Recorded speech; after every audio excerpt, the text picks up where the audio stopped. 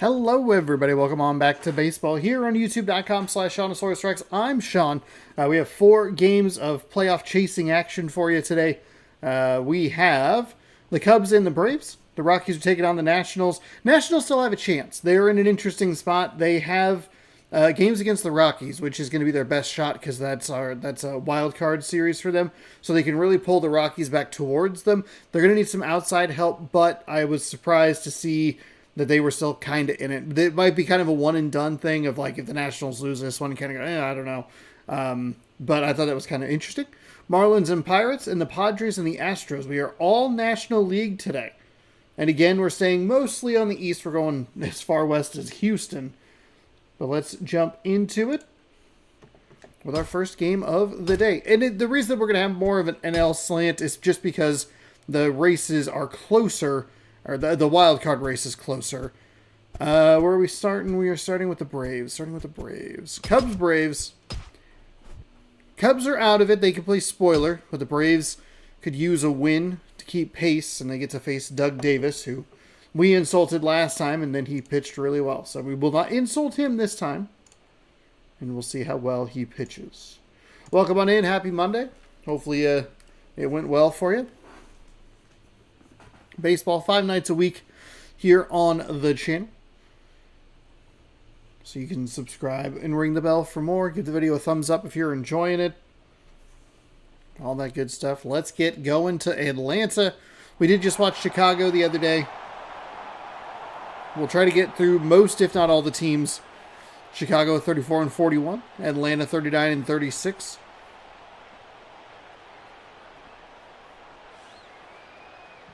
Some of the series aren't particularly interesting. But hey, you know what? It's only 45 to 50 minutes. It's not that long. Michael Bourne, he is the Chicago Cubs leadoff hitter. He plays center field. Martin Parado is in left. Troy Tulowitzki at the shortstop position. Oh, Tole? Okay. J.D. Drew in right. Josh Tole is behind the dish. Derek Barton at first. Travis Ishikawa at DH. Willie Bloomquist at third. Ricky Weeks is at second base.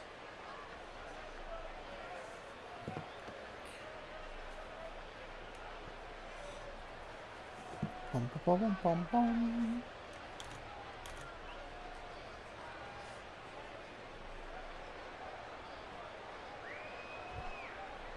Brandon Webb, 9-5 with a 3.43 ERA, 15 games, the 44.2 innings pitched, 34, 15, and 34 hits, walks, and strikeouts.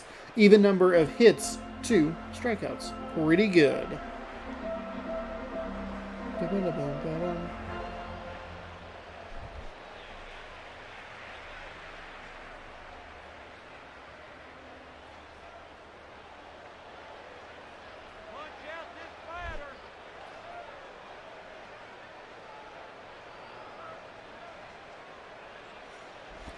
The wind in, the pitch is way inside for a ball, and that is how we get started here in Atlanta. 1-0 is the count. I was going to genuinely look at something, and I got distracted.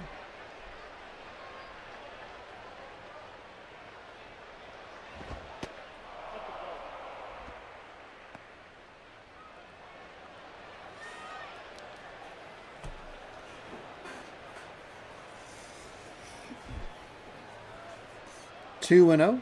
Can't find the zone early in this one. Here's the wind at the pitch from the righty. It is outside. I'm a little surprised. I guess he hasn't really earned the strike on the edge, but that seemed like it was more of a strike than it was a ball. It did not seem like a pitch that he needed to earn the call on.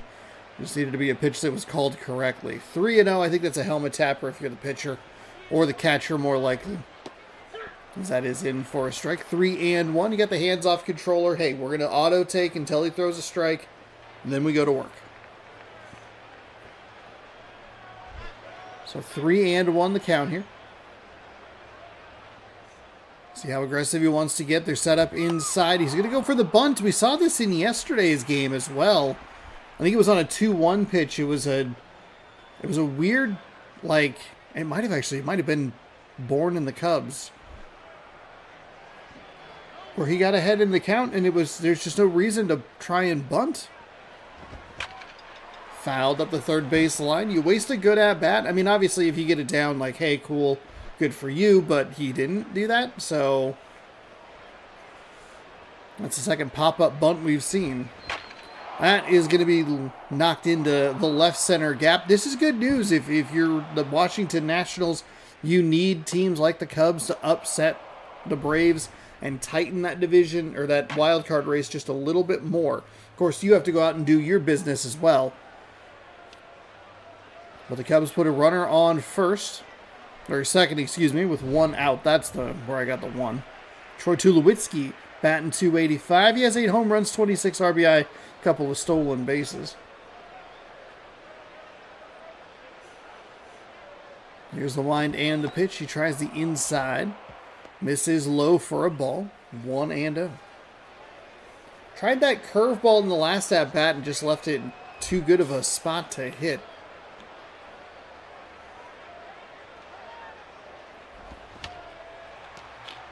This can be out number 2. Both of them by the catcher in foul territory. Just kidding.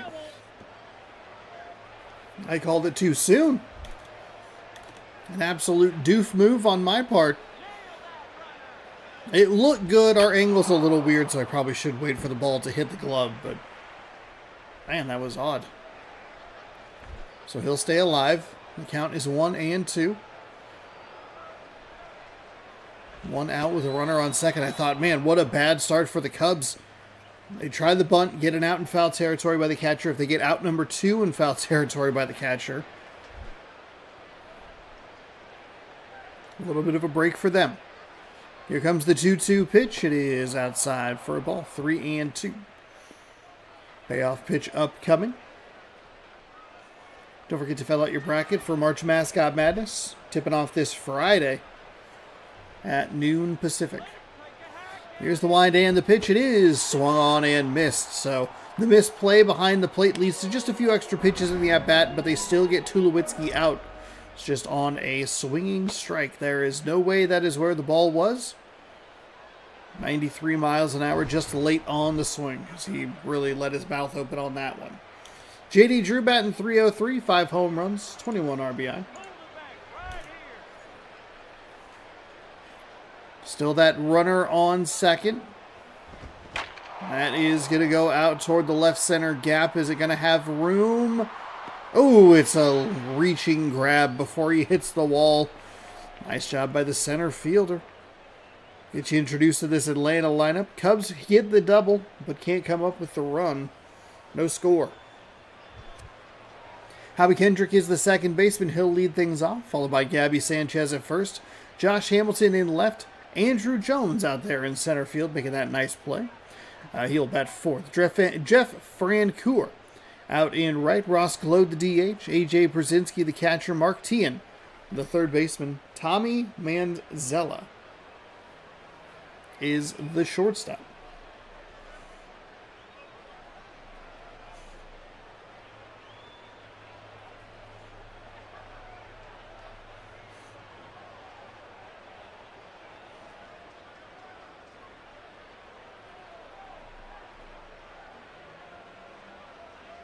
Starting pitcher is Doug Davis, 2-13 with a 5.27 ERA, 15 games, 41 innings pitched, 58, 9, and 23.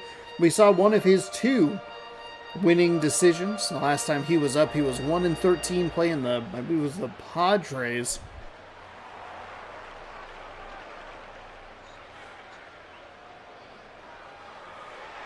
Howie Kendrick steps in to lead things off.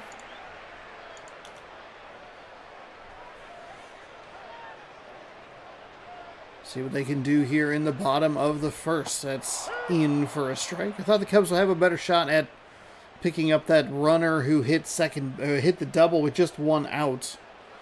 Obviously, I was wrong.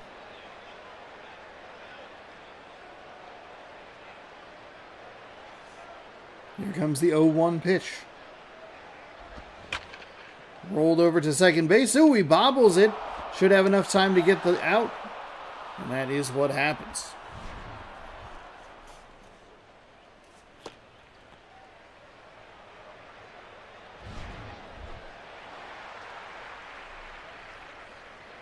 Gabby Sanchez coming up next. Does have the home run.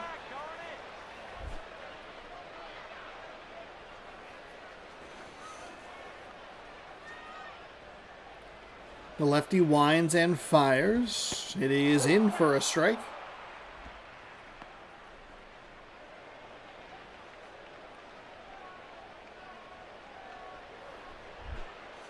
Oh, 0-1 with one out, nobody on. The lefty sets. Here's the pitch. It's outside for a ball.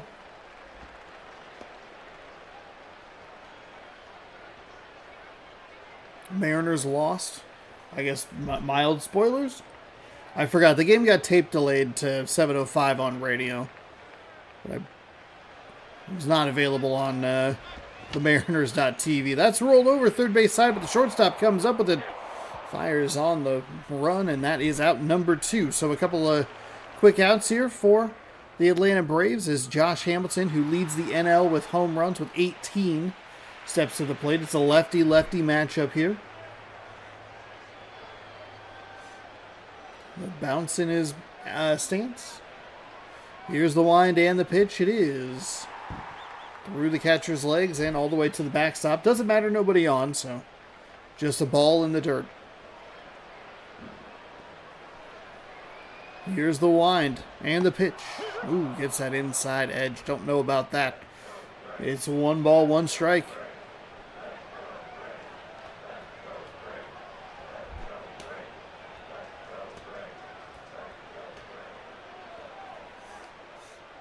The Nationals, the Nationals, a team that we'll be watching next, I believe. They're an interesting case study just because they might just not have enough time to get back into the picture.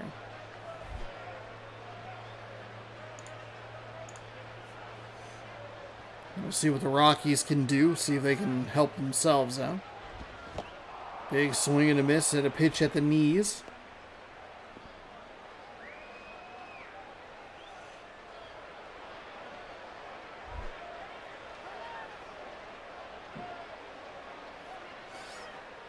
The wind and the pitch from the lefty. And that is crushed. Might have got under it just a little bit. It will. Sounded good off the bat, but he makes the catch at the meeting between the grass and the warning track. That'll bring up the 5, 6, 7 hitters. Totally. Barton Ishikawa. I'm pretty sure I'm on that one. Yeah? Josh? All right, we were there. We did it. We got it this time around. We learned yesterday.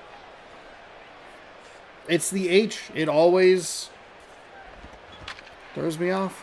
Big swing, but an aggressive swing on that first pitch. That curveball they've been able to get to a couple of times already. Makes sense that he would try to get that one.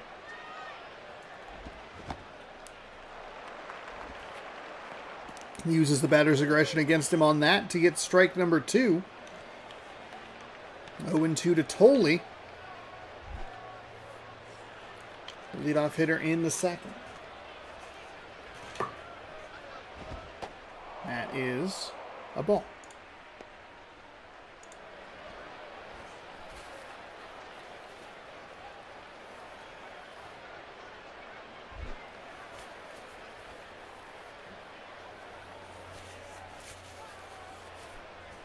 The wind and the pitch is going to be rolled. First baseman makes a little backhand stab at it.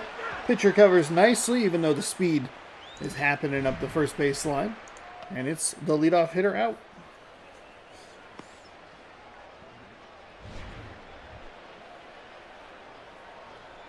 A bit of a pitcher's duel here, especially maybe a little surprising, considering Doug Davis only has 2 winning decisions on his record today, or this year. Oh boy, oh boy. We're more tired than we realized. Here's the next hitter for the Chicago Cubs. He will lift that into right field. That's going to roll all the way to the wall. Will it be a double? He's making the turn at first. The throw is in. It's a good one, but it is late. Safe at second. Second 1-out double for the Cubs here this evening already. They were unable to bring him home last time, or even move him to third, which I think would maybe be the worst result.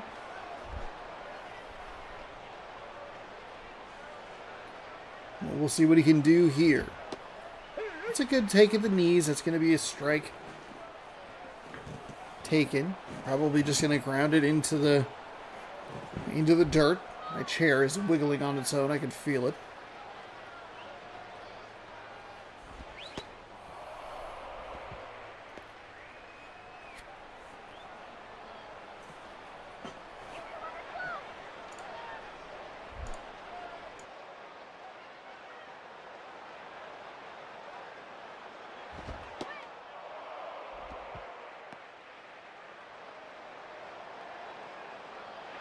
Low and inside on that.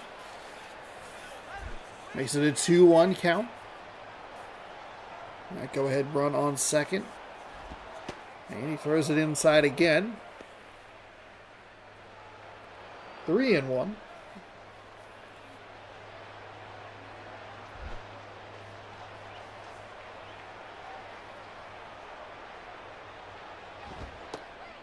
And it'll be a 4-pitch, or not a 4-pitch, but it'll be a walk on the outside. Part of the zone continues to be baffling with the strike and ball calls. Lately it's been wide for the strikes, but we saw a funky call earlier. That would qualify as a bit of a funky call because the other call was funky. I don't know. Who knows what's going on the right-hand side of that batter's box. 2 on, 1 out. Double play in order, so not the worst walk in the world. Does not love the call there. Couple of words exchanged. Does not get thrown out. Nobody's got thrown out at home plate. Yeah, whenever they get thrown out, it's up the line on a call at first base. He is going to poke that to the shortstop, to second for 1, to first for 2. The double play ends the inning. The funky call on the strike maybe forced a bit of a weird swing there. And it'll lead to a double play. So the walk does not come back to hurt them. A couple of hits for the Cubs. They have both been doubles. They have not been able to move that runner. A home run for Jones. Good chunk of RBI. I believe it was 16 was the number there. 17. I shortchanged you, Andrew Jones, and I apologize. The lefty fires that in for a strike. Gets that high inside corner to the righty hitter.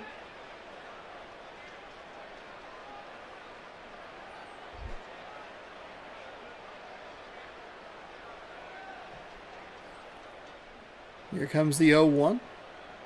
The wind and the pitch. It is swung on and missed. 0-2. No score here in the home half of the second. Jones leading off for Atlanta. Currently in a tight battle. 4-way, 5-way battle? Or was it 6? We have 6 teams. I think there were 6 NL teams within striking distance of a wild card spot, and it was kind of broken down into 3 two-piece chunks of like 2 tied for first, or tied for the spot, 2 that were a half game back, and then 2 that were a game and a half back. But it's a mess of a wild card in the National League. Not quite as interesting on the American League side.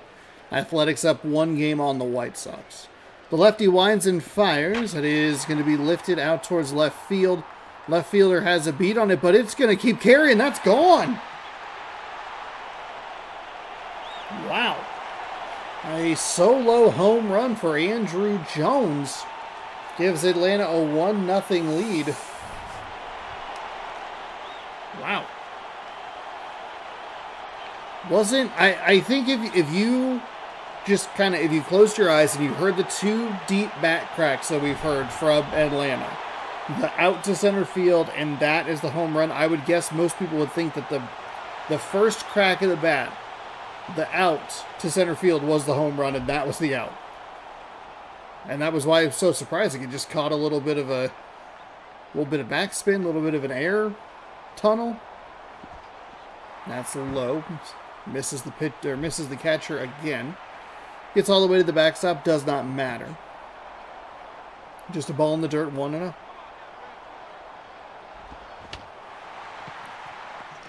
Roll that to first. Nice patience there. Let it come to him. Make the play cleanly and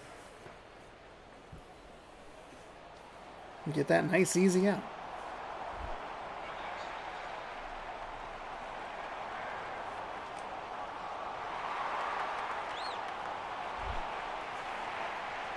So Roth's gloat is up. He's happy to be here.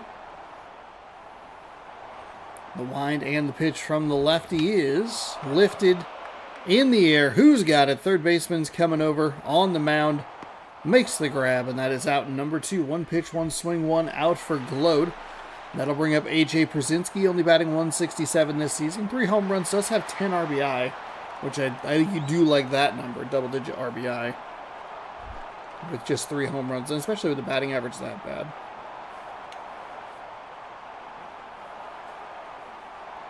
Well, the lefty winds and fires upstairs for a ball.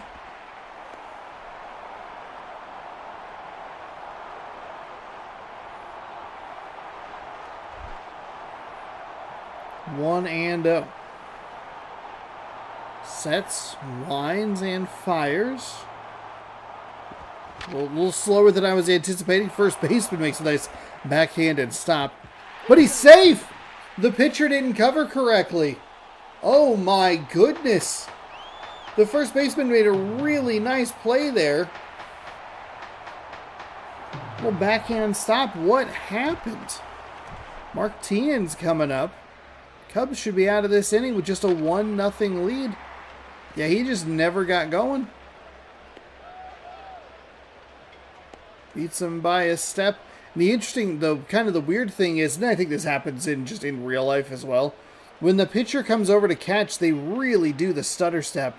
Bop, bop, bop, bop, instead of the longer strides. Wow. Well, wait, hold on. Was it an overhand or an underhand toss?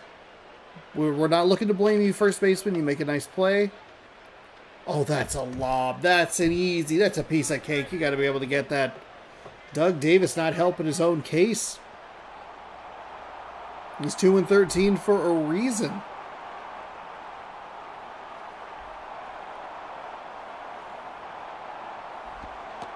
That is low for a ball.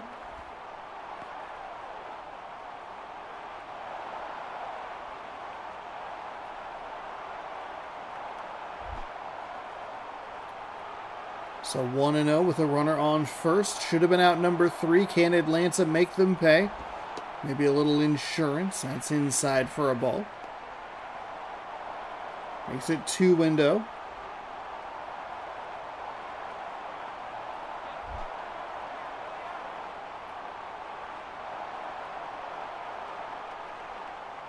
Lefty ready. And that's a good take there. Got him with the strike at the top, near the top of the zone.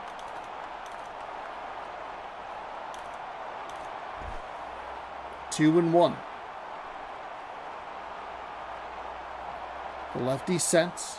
Here's the wind and the pitch. It is hit right back up the middle. Runner will just advance to second. So it's a few extra pitches here for the Cubs. It was a 2-1, so I think it was on pitch number 4.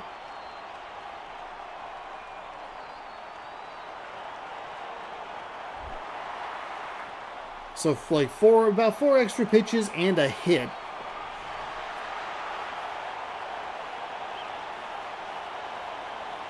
Just no idea why he wasn't there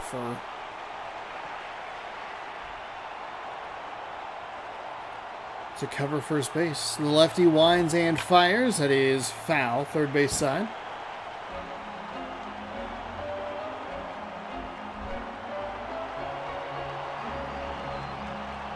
Oh and 1. That is low for a ball.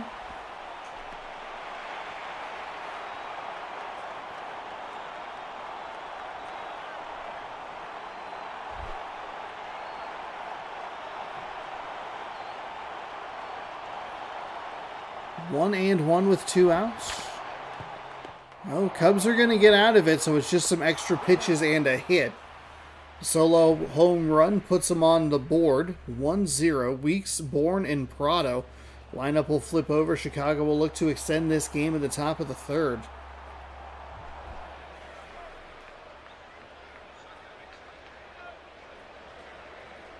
Ricky Weeks.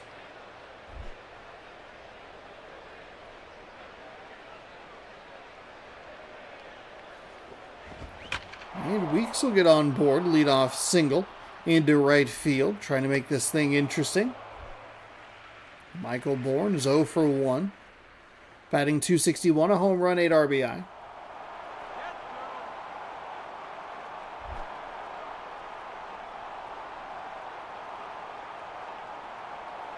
Wind and the pitch, low for a ball.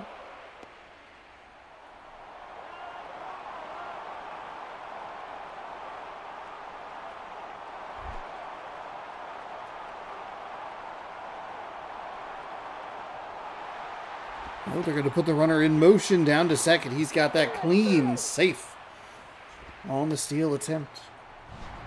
I mean, it wasn't even close. That was... Even with this game, and you'd see, like, that's a really good angle of on the replay there to just see how bad that animation is.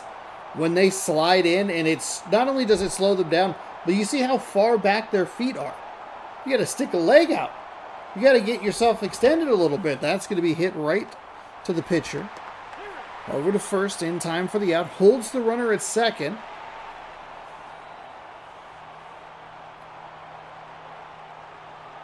Would have been kind of a wild play if he had tried to go to third. I think you'd want, as the pitcher, just like, hey, take the easy out at first. Don't get wild. Don't get crazy. Of course, you're more than likely to put him into a rundown. I guess you could try to deke him out a little bit. That's inside for a ball. 1-0.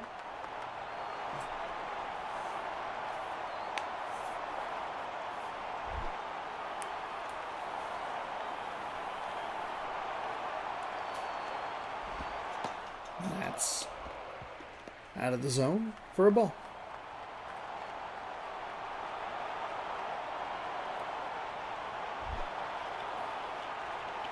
2-0.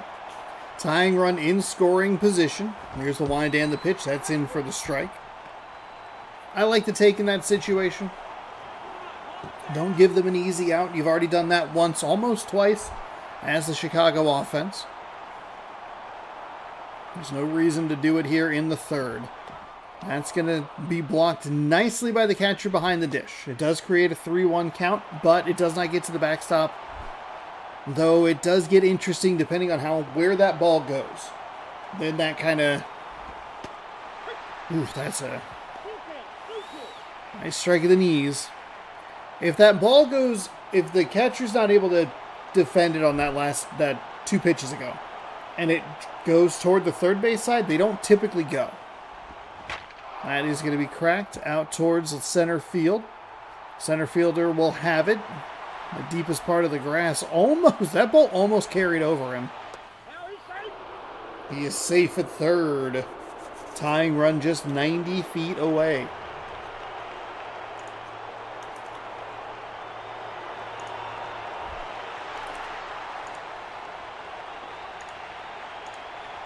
Troy Tulowitzki.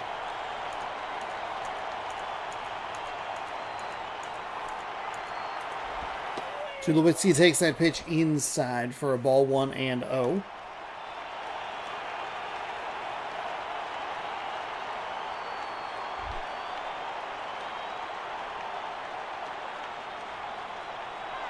Righty winds and fires. That is foul away. Sorry. Called that early, umpire. That's foul. That's foul.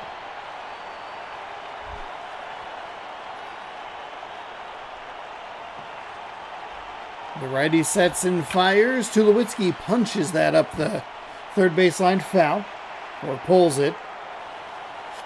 Either way, they cannot advance that runner any further. Down to their final strike. The wind and the pitch, and it is Tulowitzki fouling it off to stay alive.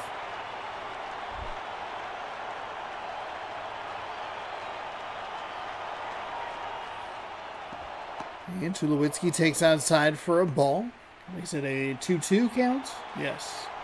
2-2, 2 outs. Runner on third.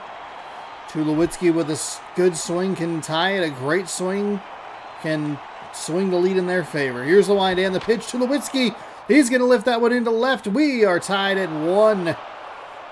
He is going for the double. The left fielder throws in and late. Go ahead run now on second. Atlanta just could not get that out.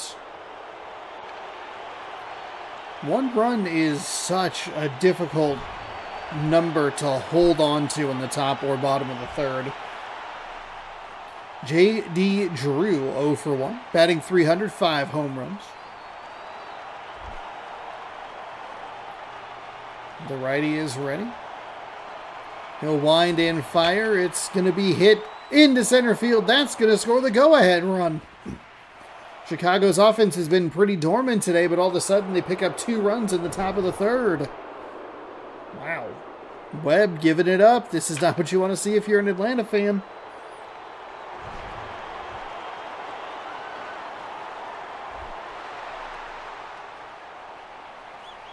Josh Holy.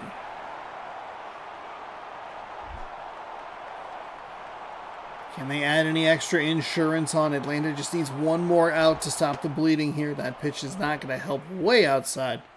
1-0 the count.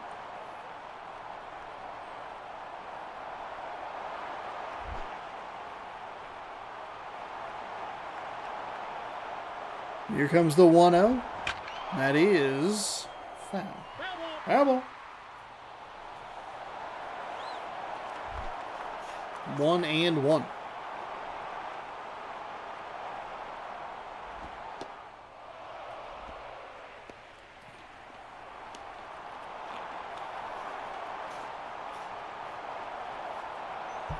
That was way inside for a ball. 2-1. And that is rolled. That's a fair ball. Oh my goodness. It's just going to advance the lead runner 90 feet. When I tell you, those plays up the line are the toughest to call. It just feels like it is so inconsistent. I'm sure it's inconsistent. It's probably more consistent than I realize. It's just very hard to see because we're taking a 4x3 image and then stretching it, and the game already doesn't look good. So when you take a 4x3 image and stretch it, you make it look worse.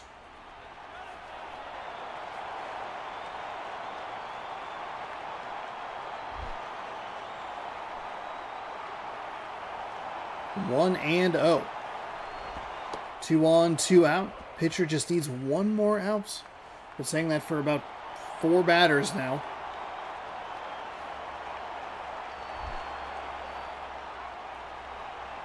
Maybe Chicago needs this extra insurance run. And that's what they'll get. Third baseman can't get to it. Runner will hit third and head home. The second runner will hit third and slide in safely. So it's a double. Atlanta's going to go to the bullpen. Chris Ray, 4-3 in 25 games. 2 saves, a 4.15 ERA. 30.1 innings pitched, 12 walks, 23 strikeouts.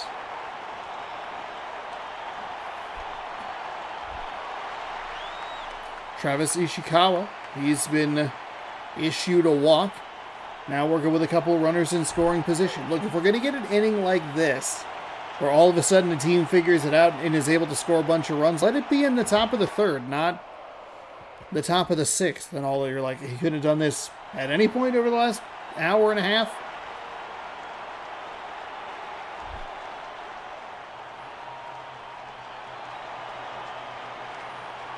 The righty is ready, winds and fires. That gets that outside corner for a strike. Nice pitch. 1-1 the count now.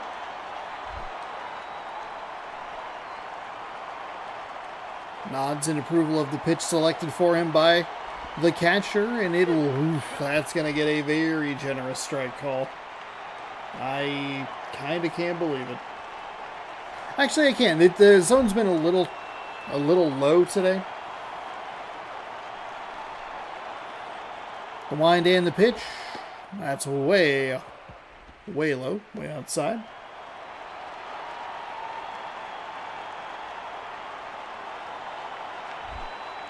Two and 2.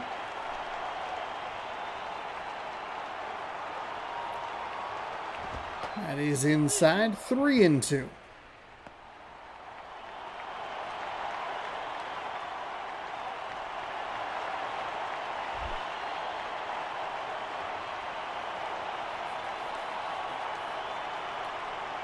Readies and fires. Upstairs issues a walk. Oh, no.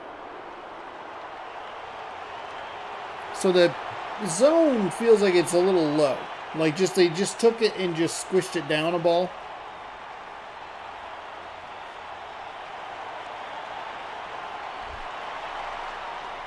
Willie Bloomquist is 0 for 1.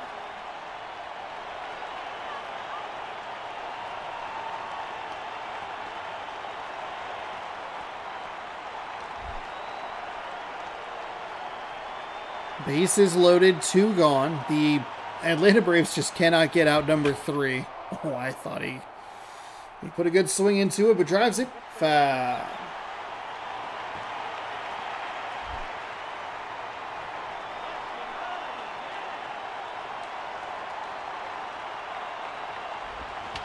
That's fouled away off the end of the bat.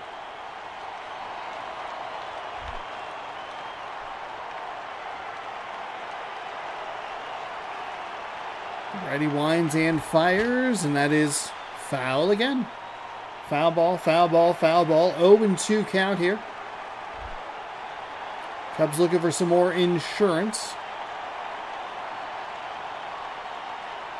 There's the wind and the pitch. Hey, okay, all right, finally took. Kind of like the pitch location in that spot. You try to jam him, hope that he's aggressive or in that auto swing mode. But does a good job to just watch it go by. Ball 1, 1-2. Here's the wind and the pitch. It is way outside.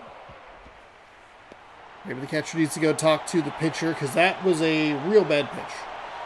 Really, really bad. 2-2. That is fouled away.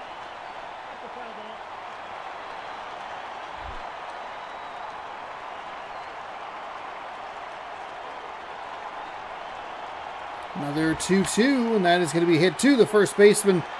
That is out number 3. The Cubs score 3. All their damage done with 2 outs, 7 hits in the game. It'll be the 1-2-3 hitters, Kendrick, Sanchez, and Hamilton coming up for the Braves, looking to salvage this one.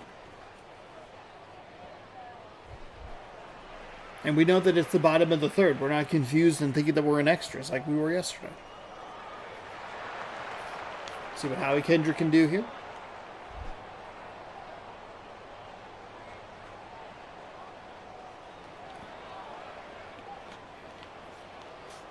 Here's the pitch from the lefty. It is lifted into right field. Under it and into the opposite field is an out. 1 pitch, 1 swing, 1 out. As Drew picks him off. As Drew makes the catch. Drew intercepts it. He's going the other way.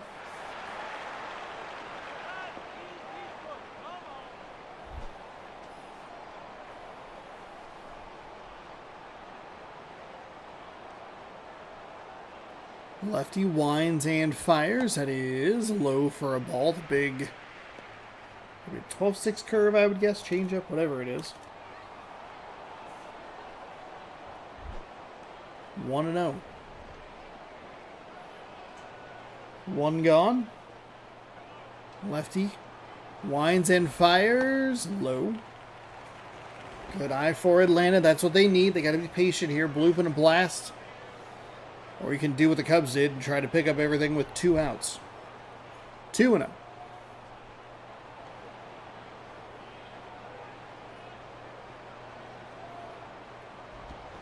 And that's foul.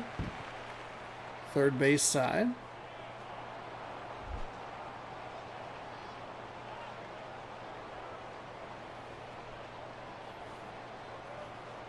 Here's the 2-1. And that is, hey, it's into left field. That's going to be a double. It's going to get all the way to the wall. We'll hit first and make the big turn. The throw in. Will be run in by the cutoff guy, Josh Hamilton. Okay. All right, Atlanta. Look, if teams are going to get hits and score runs and make it interesting, we can go extras. It's when they don't do anything, it's where it gets irritating. 3-1 Cubs, at a big swing on a pitch toward the outside is missed. 0-1.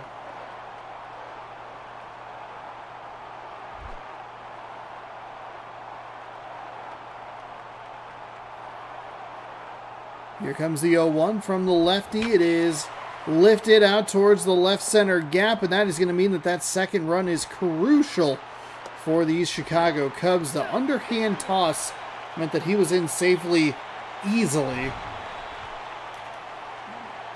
I think if they just went straight to second and just said, you can have the run, they might have had a play at that base.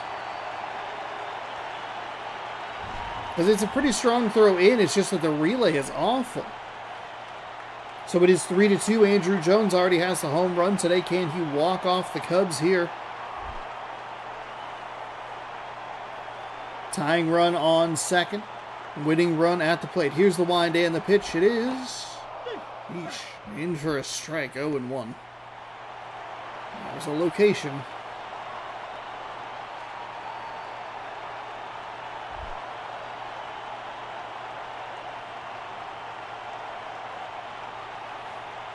The 0-1 readies. That is fired, but driven. Foul ball. That ball's foul. It's foul. I tell you, it's foul. 0-2. The wind and the pitch. Swung on and missed. Okay. Okay. And they are down to their final outs. They had the one pitch, one swing, one out to lead off the inning.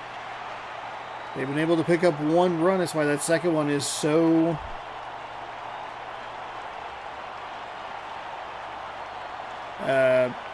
crucial. Oh, we hit him. He hit him. That's how Digital Deluxe is able to download. Is part of your sentence maybe missing? I have the live chat. It's set correctly today. But welcome on in. Hello, walk off. That's outside for a ball.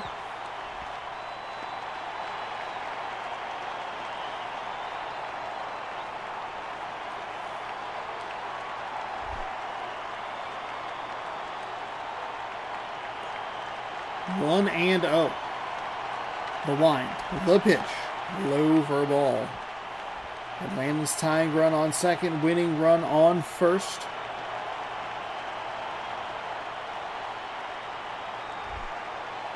2-0 count. 2 on, 2 out.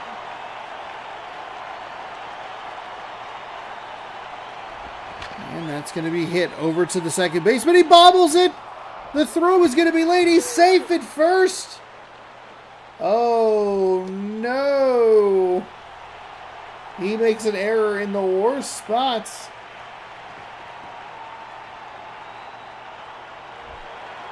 Mystery of the interwebs.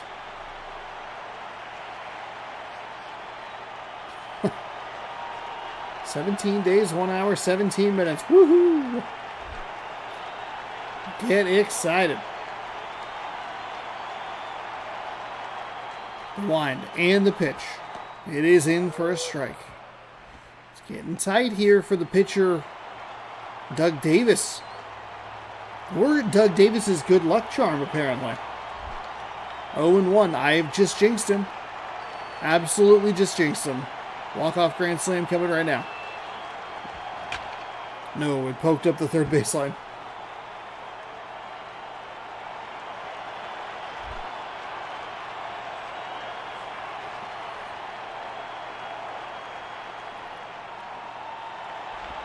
And that's inside for a ball.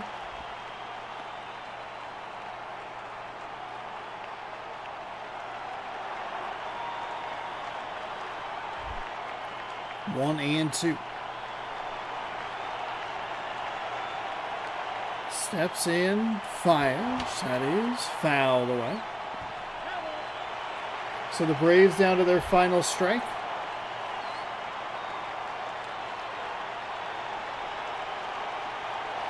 Here's the pitch from the lefty. It is fouled away again. We'll do it again. 1 and 2. Braves down 1, hit into the outfield, wins it on a walk-off. And it's going to be an out in foul territory. That should do it. The out is made, and the Cubs sneak away with the victory, 3-2. That extra run that the Cubs got in the top of the third was key, and it was the difference. 3-2 Chicago. Not good for the Braves, who are in a wild 6-team race for the wild card spot.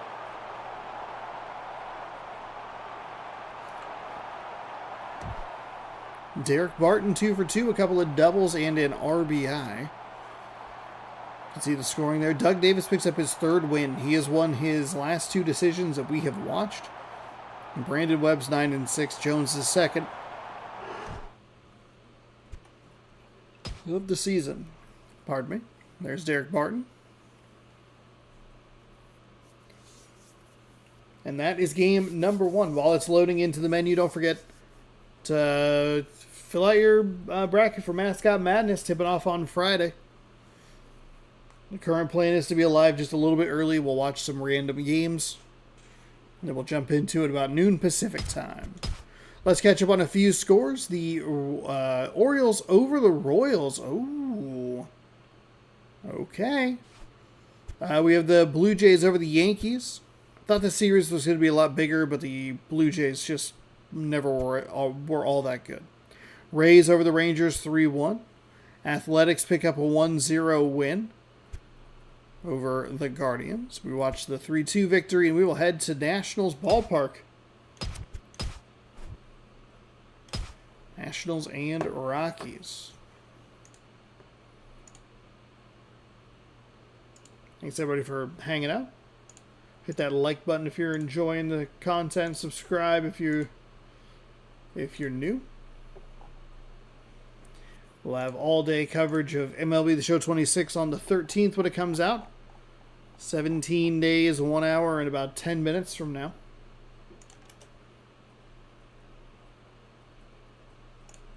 Upload that. Screen is good. Thumbnail is good. Welcome to Nationals Ballpark, where the Washington Nationals have an outside shot at the playoffs. They're 37-39. What's important about this is that the Rockies are a team in front of them, 40-36. Can the Nationals pull the Rockies back to where they are? They got a loss from a team in front of them just a moment ago, and now they have an opportunity to beat an NL West foe. Shane Victorino, the center fielder for Colorado, will lead things off. Stephen Drew is at shortstop. Torrey Hunter in right. Carlos Pena at first. Mark Reynolds at third. John Jaso behind the dish. Juan Rivera in left. Bill Hall at second. Michael Saunders, the DH. I bet my bracket will get destroyed in day 1. I'm hoping that it doesn't. I really am hoping it doesn't.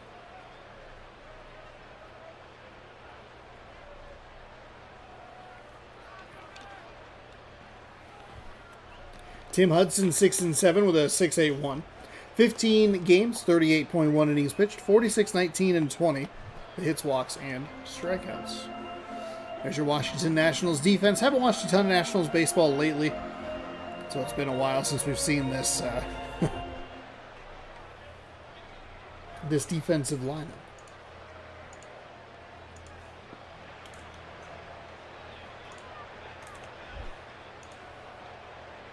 Got UCLA winning it all. Okay. Yeah, I don't think I can look at the predictions yet. I don't think anyone can until the tournament starts. Well, good luck to you. See if I can pull up. I don't actually remember if I have the matchups listed here. The wind and the pitch is low for a ball. Let's see. No.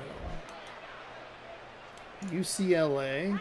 They're a 4-3 record team. Yeah, I don't have the matchups.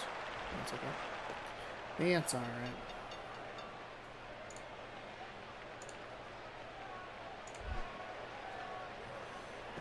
Two and one. The wind and the pitch. That is rolled over. To the shortstop. He makes the play cleanly. Fires to first. Not in time. Safe. He's safe at first base. Just good speed and deep enough in the hole for the shortstop that it's a runner on first.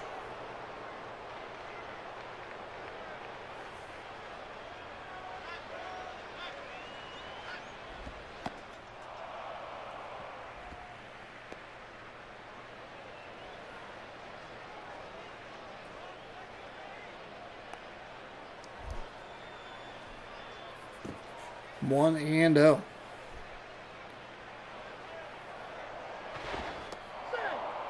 They check on the runner. Still does not produce an out. They're safe 99.9% of the time.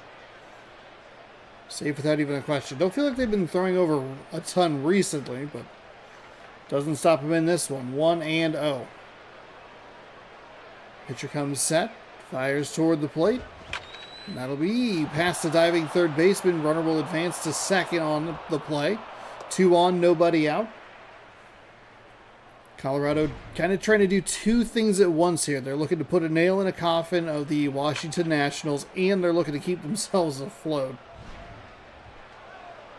So a little bit of multitasking going on. Torrey Hunter's batting .301, 4 home runs, 21 RBI, 5 stolen bases on the season.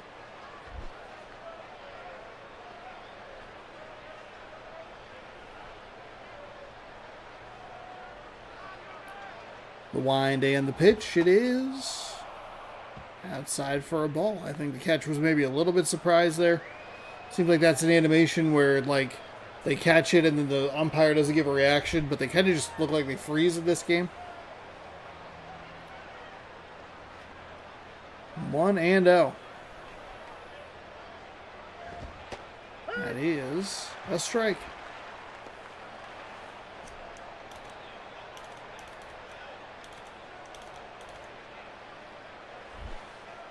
One and one.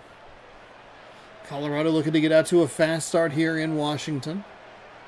They trail the Diamondbacks in by like 3 games in the National League West. They're making a good run at the wild card spot in the NL.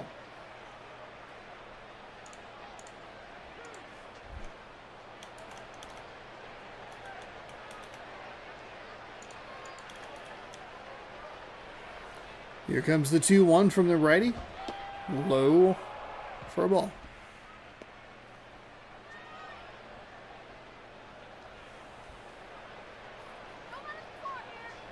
Okay, don't let him score here. Have you considered that? Pitching, pitcher, catcher, defense, don't let him score here. Here comes the 3-1 and a walk by Hunter. Nice plate appearance. That is going to fill the bases with nobody out.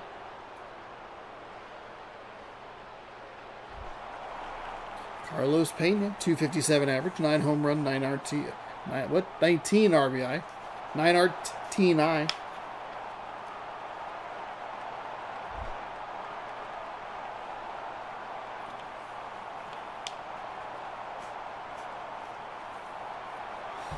Pitcher is ready, and that is swung on and missed.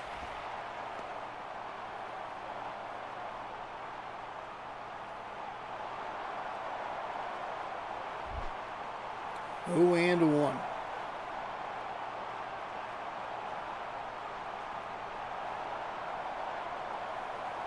The righty winds and fires. That's a low.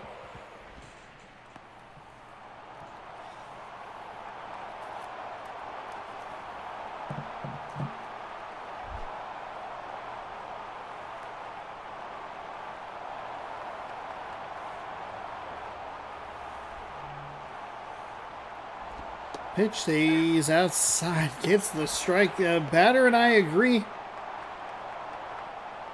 Yes, English, the only language you know. That is true. 1-2.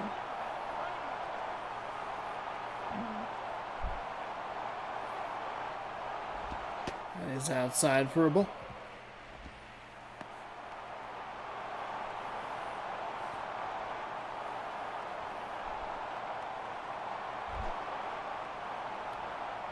Nobody out. The bases are loaded. What can the Rockies do with it? They'll hit into a quadruple play. How about a swing and a miss on a pitch that's low? It was going to be tough for him to get to, but at least tries to make contact with the ball. It's out number 1. Double play could be huge, and it's a force out at home, so even if you just get 1, if you prevent the run, I think that'd be a successful sequence of events.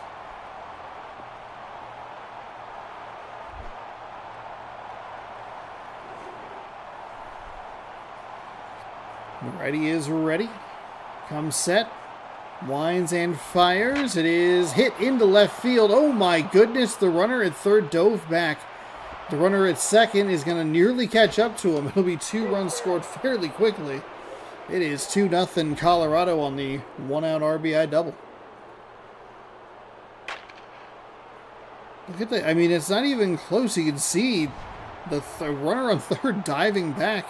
And then as the play is developing, you can see up in the top right corner, as those yellow dots get closer, you're like, is someone going to run themselves out here?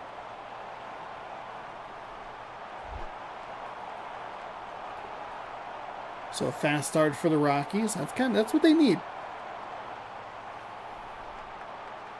Get something going against this Nationals team. That's another questionable call.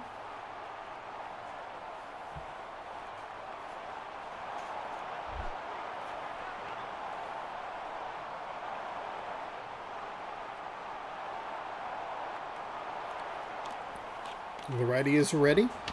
That's fouled away.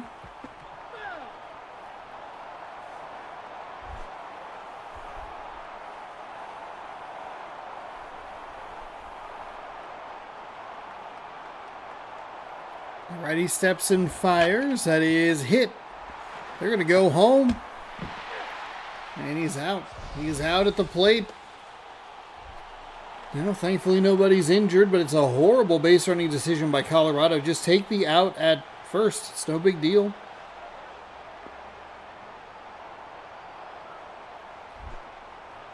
Means that there's a runner on first and second now with 2 gone. A bad out, number 2. That one misses just outside for a ball, 1-0.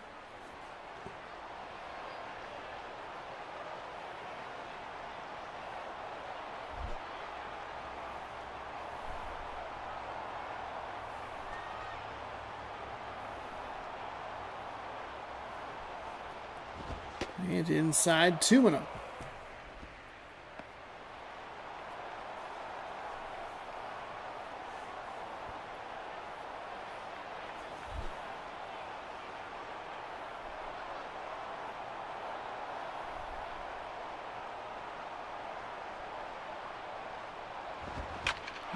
And what a play at first. The hot corner, a great stop. Whew, that saved a run for sure. I don't know what the speed of the runner on first was, but boy, that came off the bat quick. Nice read and everything. Shortstop is Jose Reyes. He'll be leading things off for the Nationals, followed by left fielder Delman Young. First baseman Ryan Howard. Kelly Shopich is behind the dish. Mike Cameron in center field. Chris Coughlin is DH. Russell Brandon at third. Carlos Guillen at second, and Angel Pagan. Angel Pagan? He is in right field. Nationals already need to strike back as the Rockies come up with 2 in the top of the first. Almost a big old base running blunder. Madison Baumgartner. He is 4-9 with a 5.79 ERA, 15 games, 37.1 innings pitched. 59 and 25 hits, walks, and strikeouts. Here's a look at your Colorado Rockies defensive lineup.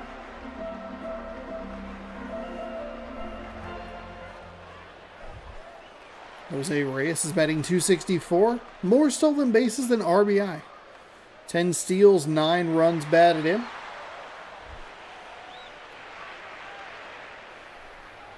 I think your runs category would be helpful for the batters.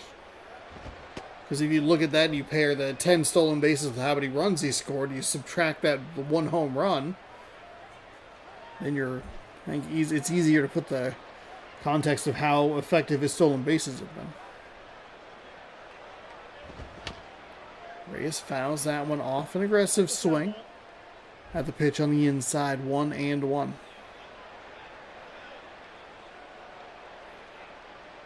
The lefty comes to the plate and gets the strike called. 0-2. Or 1-2. 1-2. Okay.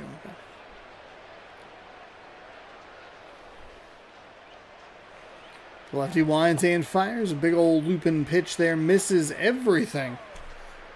Except for the catcher.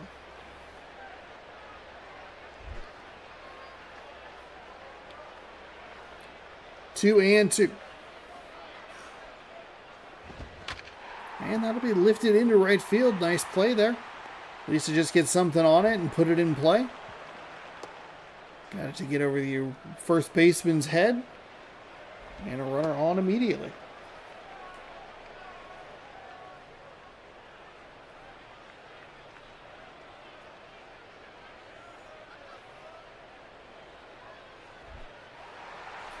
Delman Young, 230 average, 6 home runs, 18 RBI.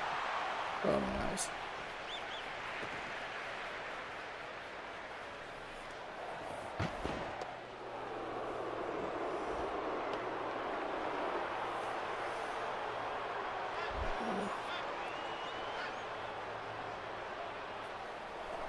We're going to check on the runner at first again. I tried to fix my eye, and it feels like I made it worse.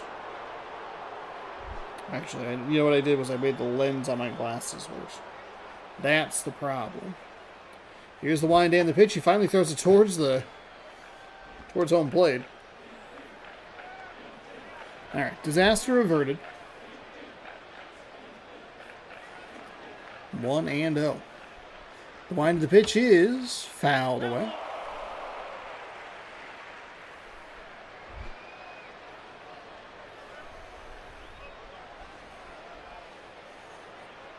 Here's the lefty to the plate inside for a ball, and he is having some trouble here. Nice at-bats here for the Nationals. Works himself into, what, a full count? No, 2-1. Okay, not even close. Good job, Sean. Really paid attention to the game here, huh, buddy? That's low. Or outside for a ball either way. Falling behind this batter big.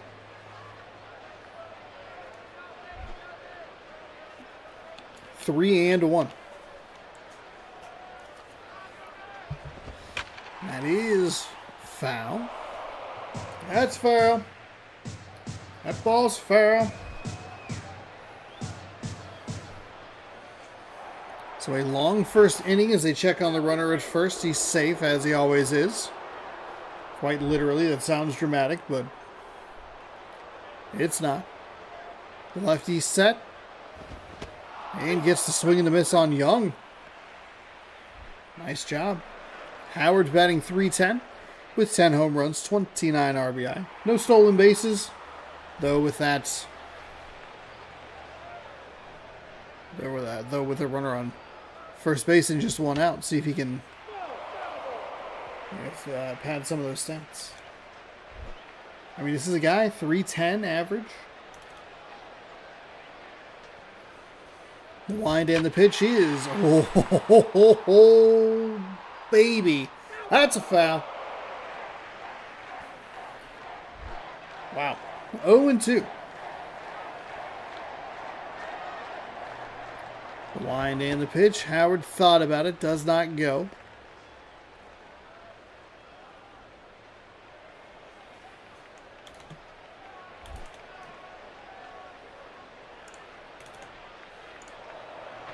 Safe at first. Oh my gosh. You don't have to keep checking over there. You just don't.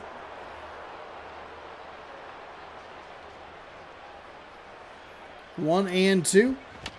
Howard's going to punch that right in front of home plate.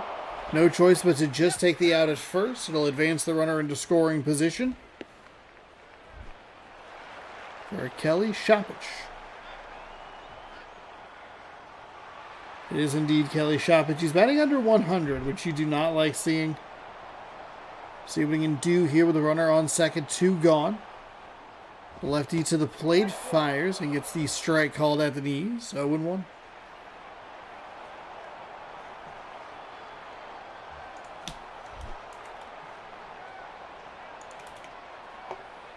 This guy's giving us a lot of time on the mound. We might have a Kodai Senga Part 2, which doesn't have the animation for it. Is that going to be out number 3? It is going to be out number 3. For whatever reason, there's something about the sound effect, and maybe it's just the way the camera cuts, but it looks like the ball hits and bounces. which, like, physically doesn't make any sense, but there are a lot of games in this, or a lot of plays in this game that don't make physical sense. Bill Hall, batting .337, 4 home runs, 21 RBI on the season, looking to put a little more on this Colorado Rockies lead. That is in for a strike.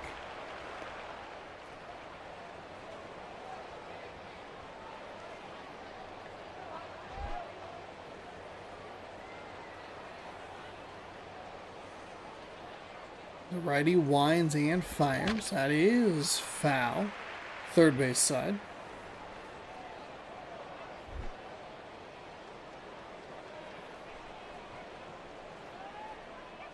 Oh, 2. Wind and the pitch is lifted left or right center field. What? Yelling at all the children. Left, right, center field. Somebody. They got the ball. Michael Saunders, go Mariners, batting .361. A couple of home runs. 11 RBI, a stolen base on for him. What is this?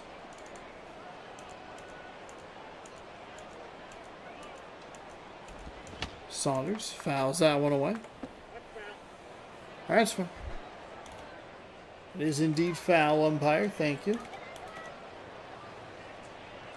The righty comes to the plate, and it is fouled away. Stayed on that outside portion again. Fair ball. Fair ball.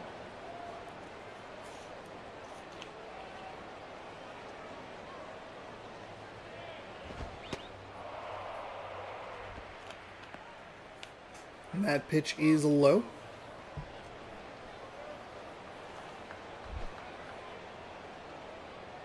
One and two. One gone, a 2-0 Colorado lead here in the top of the second, and he just takes a look at strike three. He's going to argue with the umpire, but it wasn't, there's nothing to argue. That ball, it looked like a ball and kind of broke over the plate again, but 2 strikes, you can't put your at-bat in the umpire's hands. You just can't, especially if you're a lefty. That right side's been open throughout, I don't know, the last month of this season.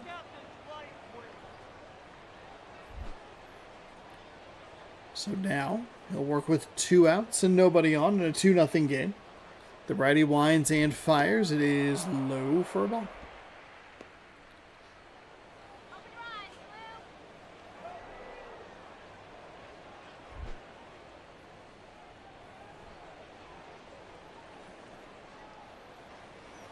Here comes the 1-0. It is low in the dirt and all the way to the backstop to make it 2-0.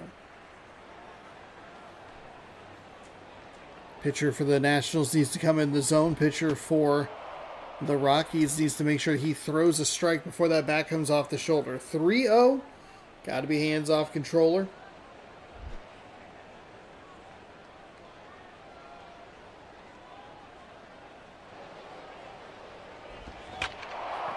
The line of the pitch is hammered out towards left center field. The ball is going and going, and it will be caught before he hits the warning track.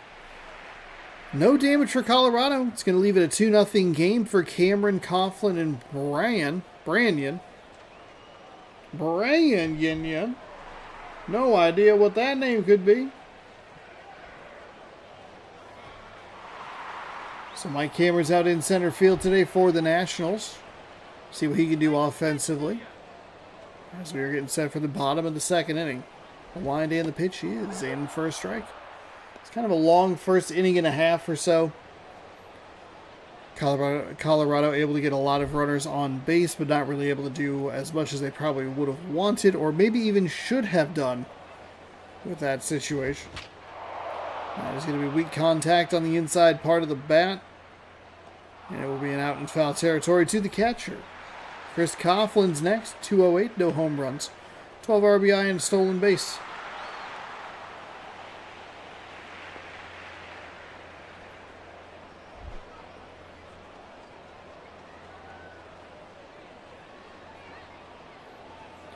Pitcher winds and fires.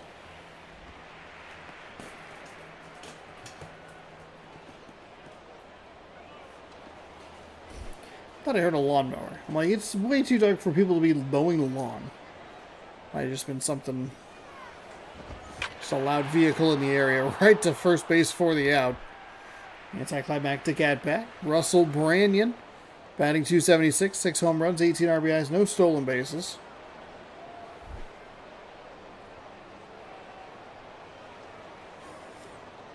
Two and two. Sometimes real loud cars go by, but that seemed like the perfect slowness and low, kind of lower register of just a solid lawn mow. And then I had a panic. I was like, was it 4:30? No, it's late.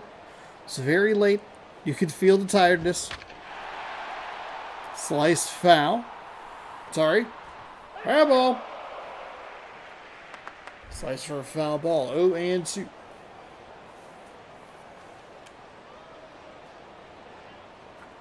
The wind of the pitch is swung on and missed, so that will retire the side for the Nationals. We will head to the top of the third. Drew Hunter and Pena coming up for the Rockies.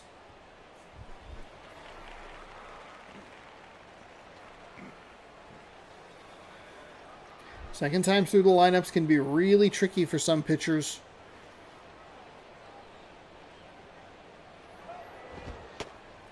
Well, that is a good pitch in for a strike.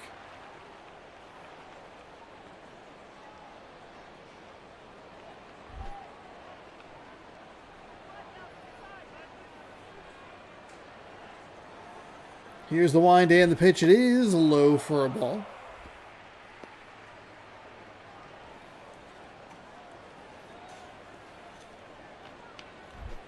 One and one.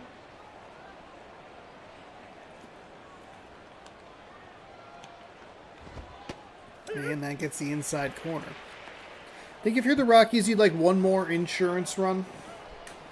You've been playing well defensively, but sometimes these games can get a little weird and a little out of hand. I know that a 2-run deficit was enough for the previous teams that played, but I don't know. Who knows?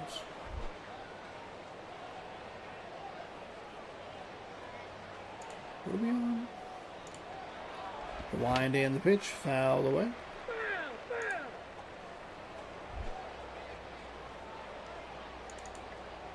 Two. Okay. Kind of lost track of where we were there for a minute. That is a strikeout.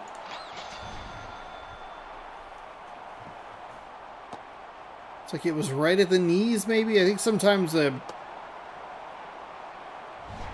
think the knees get a little in the way. They're kind of the way that they crouch or move. It makes it look like, oh, it was in the strike zone where normally it wouldn't be.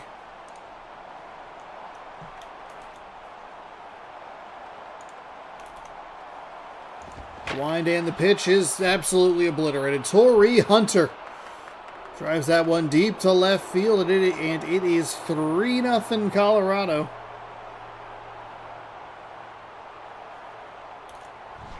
Wow. That one pitch, one swing, one out. I believe it is. It is indeed one pitch, one swing, one out for 374 majestic feet. Carlos Pena's 0 for 1 with a strikeout. Get that little extra insurance run.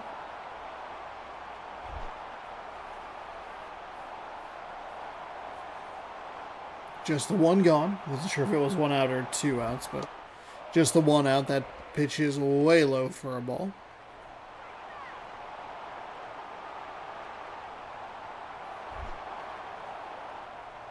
One and 0.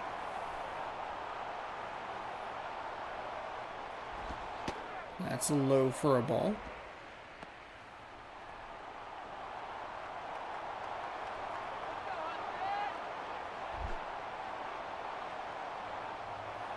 Two and 0. Here's the wind and the pitch from the righty. Lefty puts a charge into it, but right to the first baseman. There's been a couple of nice plays over there. The runner off the board in the first inning, so good for him. Mark Reynolds will step in. Looking for a little extra insurance, maybe with a good swing here. Try to get on and keep this thing going. Here's the wind. The righty fires, and that is hit to the third baseman. Takes that big old spin to make the throw across the diamond to first for the out.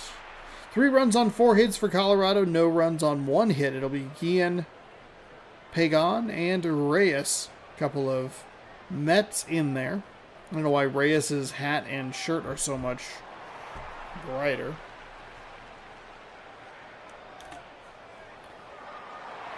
Carlos Guillen steps up. They're down 3 here in the bottom of the 3rd. An outside shot might really close today. That'll be rolled to the second baseman. He picks it up, fires in time for out number 1.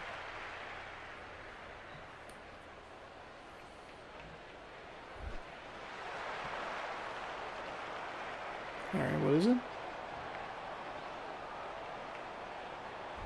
Okay, all right. I was going to listen for the name, but they didn't say it. I was waiting. God dang it, game. That pitch misses the catcher entirely, all the way back to the backstop.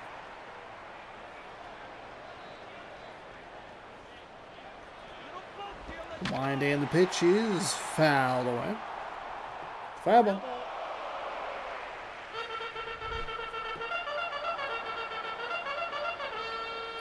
Charge! Here's the wind of the pitch from the lefty. Is rolled foul at the first base line. 1-2. And out with nobody on. So lefty have on offer. It's a pitch that is driven. Foul ball. That ball's foul. It's foul.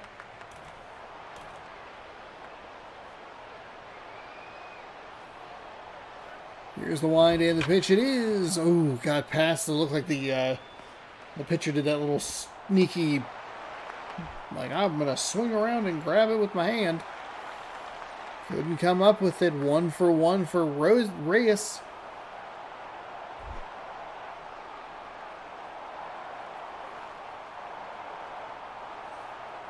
Lefty fires that outside for a ball.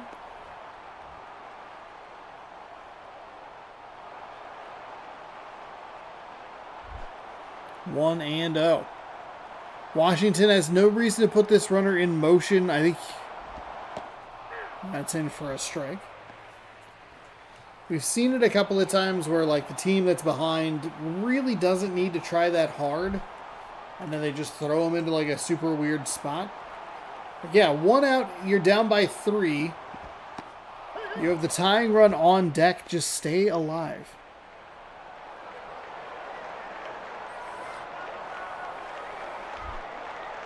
One and 2 to count. I get trying to get out of the double play, though. I really do understand it. That's fouled away. Double play for the Rockies would end this thing in Washington.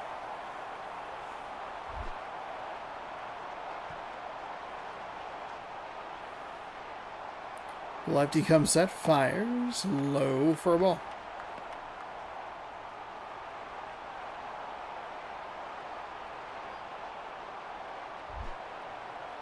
Two and 2, 1 out. Here's the lefty. Low for a ball. Can't be playing with your food like this. You have a big enough lead to where you can throw a little more in the strike zone and come up with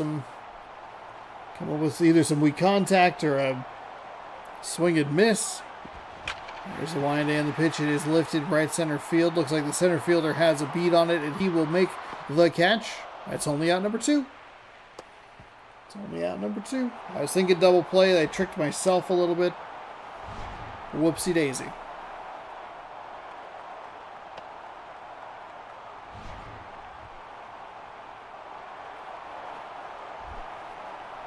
Number 1 out there, number 1. Delman Young's 0 for 1 with a strikeout. Can he keep this line moving? The lefty sets and fires. Does not get the call upstairs. Did look a touch high, but I feel like when I see the pitch cross, look to the umpire, and then kind of check the batter, it's all figured out. He's already stood up, so it feels like the strike is more likely than it probably was in the first place. And he misses low.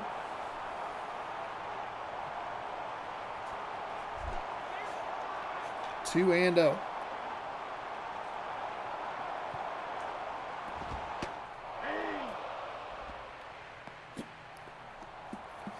Strike at the letters is a little surprising.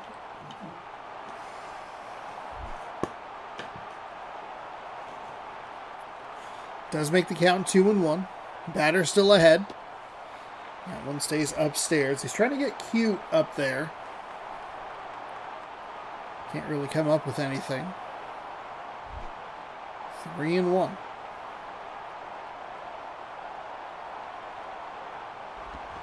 And that's going to be rolled. Pitcher makes the catch.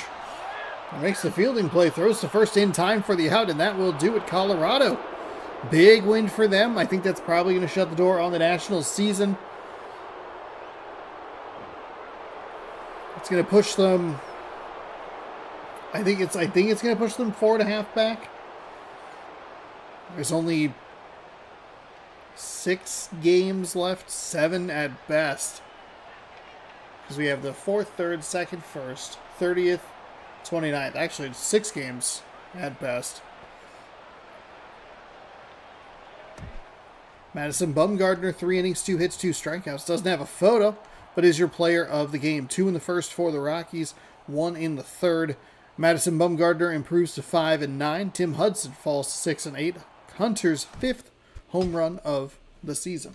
While that loads really quick, I will be right back. BRB.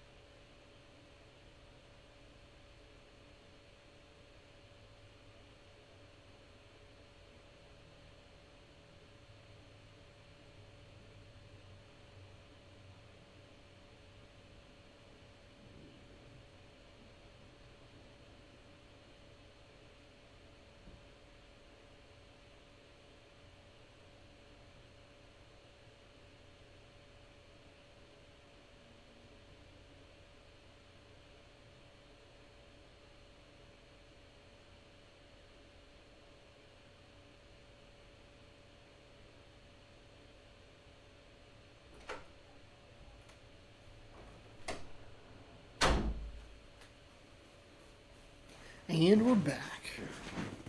We're back. What are we doing? Where are we going? Game number 3. Nothing to catch up on there. We are going to head down to the Marlins and the Pirates. Another team with 40 wins. The Pirates looking good in the NL Central. Marlins of the NL East. And got a little help from the Braves losing, so the Cubs. As I try to remember who plays who.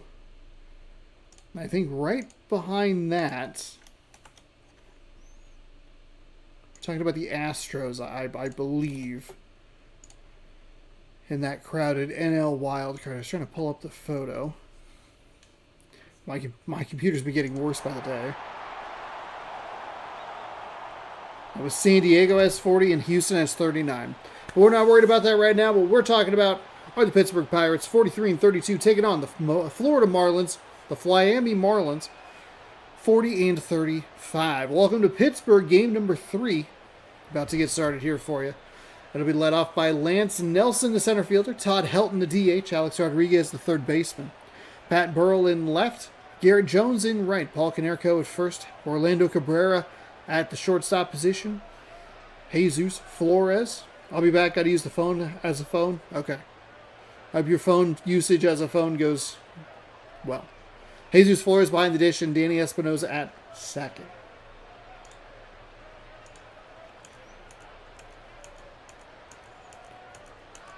Thanks again, everybody, for hanging out. Appreciate you. Get the starter for this. Matt Latos is 9-6 with a 2.51 ERA. 15 games, 43 innings. 41-14-40. God, I wish that strikeout number was 41. 41-14-41. Just flipping numbers. There's your defensive lineup for the Pittsburgh Pirates.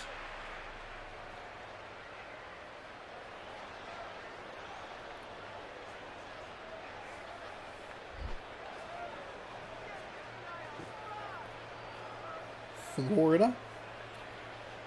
And Pittsburgh, we are underway as that pitch is fouled off. 0-1.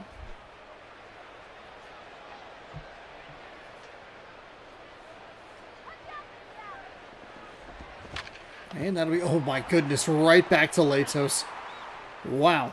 Very generous animation there for this Pirates defense, but it's also kind of not really that surprising. This is what this Florida Marlins top of the lineup does. First two hitters are typically out, and then A-Rod has no one to drive in. Florida was just playing Colorado. Kind of stole one away from the Rockies. 3-2, I believe, was the final. It was a walk-off for A-Rod in the fourth. Down in Miami.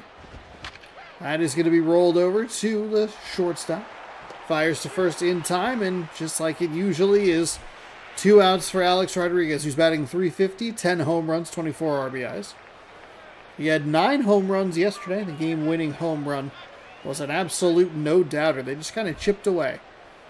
Fell down early. They got 1 in the second. They got 1 in the third. 1 in the fourth. 2 of them of the solo home run variety. Yeah, Caliban. Ah, blow. Blow, you Caliban. So dramatic.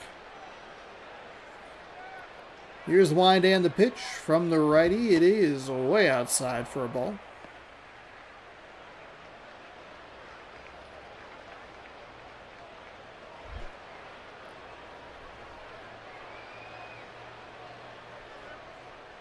Here comes the 2-0 pitch.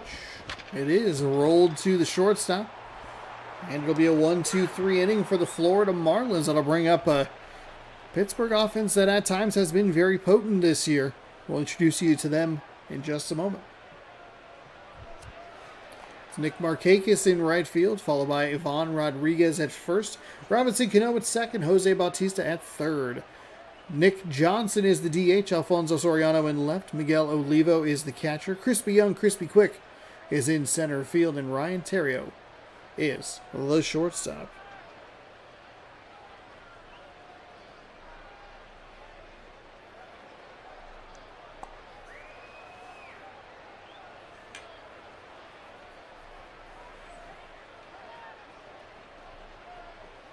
And the starter for the Florida Marlins is, drumroll, Zach Greinke. The righty is 4-9 with a 5.23 ERA. 15 games. He's pitched 41.1 innings, 46 hits, 9 walks, 29 strikeouts. You like that strikeout to walk ratio? 3-1-ish. He needs one more walk and one more strikeout for an even 3-1. But even then, it's still not. No, yeah. Oh, it's over 3-1. At 27. My brain math was just a little off. See what Greinke wants to throw. He's already shaken off the catcher once. You don't love how that looks. Oh, and that's a charge out towards center. Looks like it's going to be caught. It'll be 1 pitch, 1 swing, 1 out. That's how things will get started for this Pirates offense. Markakis he put a pretty good swing on that. Maybe got like a little under it.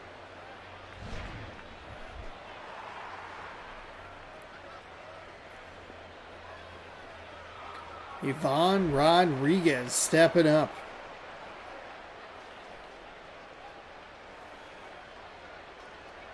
Greinke winds in, fires. Rodriguez takes a pitch that's kind of so bad it's good for a strike. You can see where the catcher was set up versus where he caught that.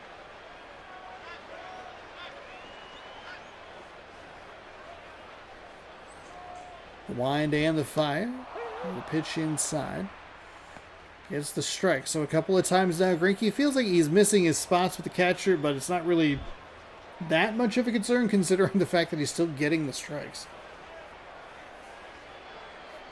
The righty gets a swing and a miss. Oh boy. 4 pitches, 2 outs.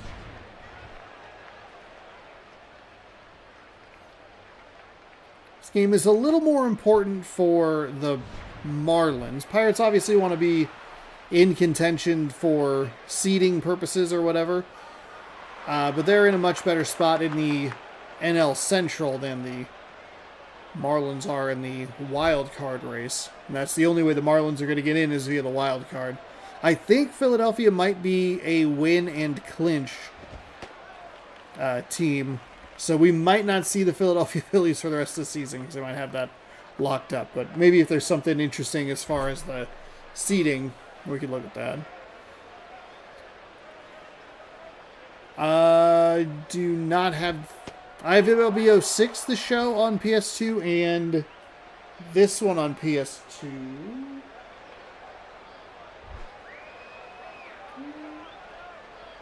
I might have 09 in this pile behind me.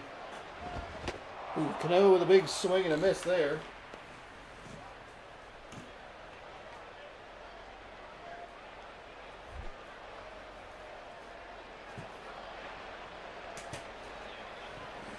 No, it's a different Sony game. Sony sports games, MLB 2005. No, only have 2 of the PS2 versions of the games. For some reason I thought I bought MLB 09, the show, on PS2 with the appeal. He did not get.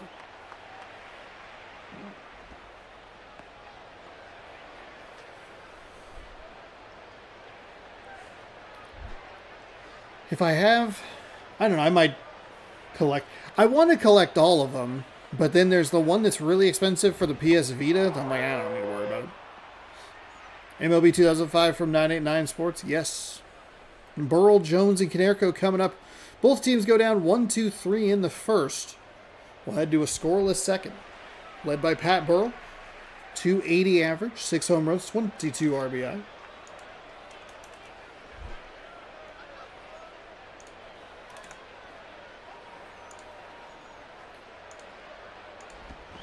And he'll take a big old swing at that pitch low.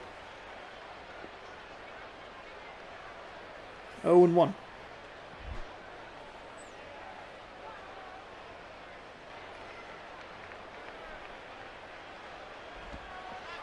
That's going to get all the way to the backstop. Doesn't really matter.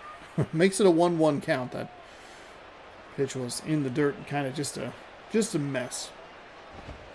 That's inside for a strike. Gets that edge. It's been funky today. 1-2. Oh my goodness.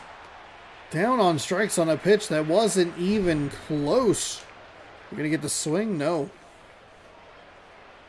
That pitch was a ball the whole way. It's in the other batter's box. Gets him to go. This Marlins team is kind of getting diced up a little bit. It is kind of weird that the MLB, the show games work the way that they do, considering that those MLB 2000, I think the other MLB games don't work the way that I want them or would need them to for one of these. But it's been a while since I've put one in and tried it, so I could be wrong. 1-0. Righty winds and fires. Swung on and missed for a strike.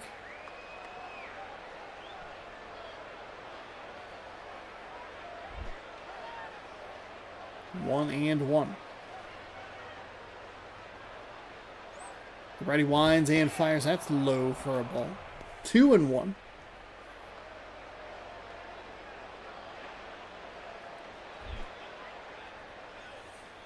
Scoreless top of the second. One away for the Marlins.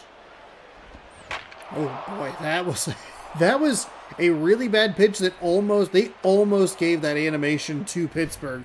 They've already had one for Latos that's been very generous. But as he kind of swung around, not quite as close on that reverse angle, but from our initial angle it looks as he swung his arm around to try and grab it. First hit of the day belongs to the Florida Marlins. It is a single. Here's the wind and the pitch. It is a strike on the outside to Konerko. Okay.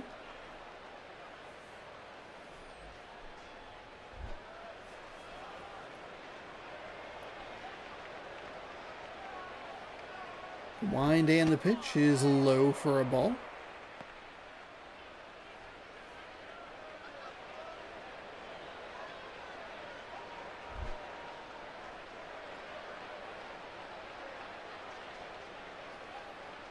The 1-1. Konerko fouls away to make it 1-2.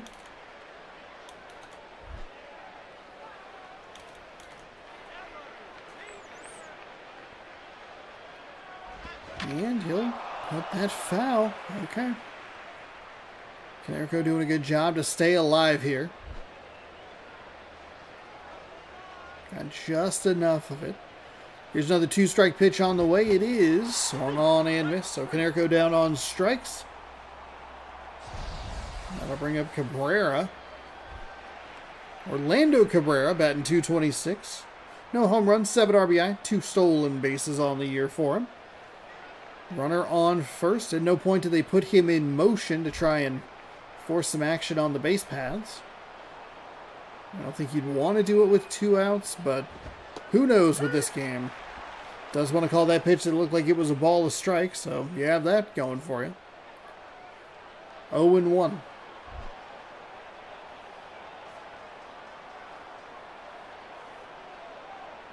The wind and the pitch is in for a strike. 0-2.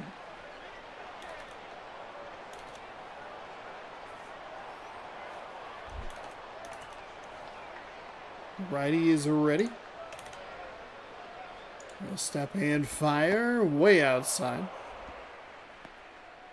think he's taking the bat off his shoulder yet. It's just been a couple of tough calls for him on the edges. 1 on, 2 gone for the Marlins in the top half of the second. Here's the wind and the pitch, and that is going to be lifted into right field. That is a little bloop shot. It's going to roll away from the right fielder. Runner will advance to second on a hit that did not get very far away from home plate, but jammed him. Cabrera does a nice job fighting it off. It's a little bit of a benefit as the ball, instead of like rolls away from the guy. We're up to Jesus Flores to try and drive him in, batting .311 this season. Couple of home runs, 9 RBI.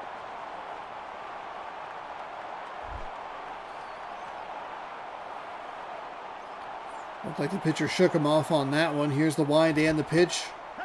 It's on the outside for a strike. Okay, the pitcher gets away with one.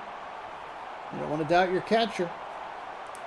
That was like actually kind of one of the pitchers for the Mariners looked like he shook off Cal Raleigh, and people were like, you don't do that to Cal. They like asked him about it in the press conference afterwards. Like, I didn't shake him off. I moved my head.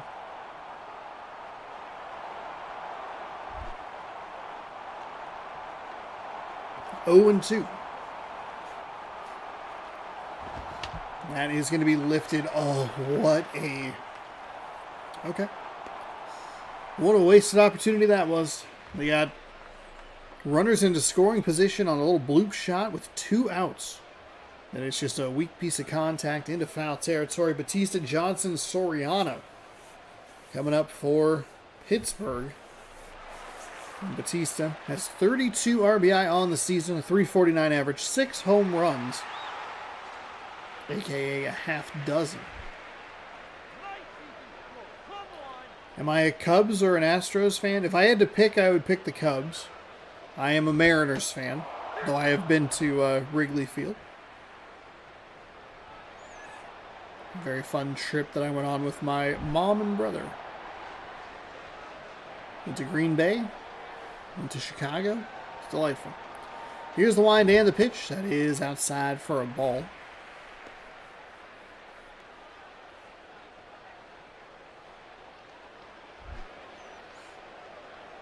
One and one to Batista. It's almost that time of year to post the photo of him getting punched in the face by Rougned Odor. I'm an Astros and Cubs fan, and I want to go to Wrigley Field. I hope he gets to go someday.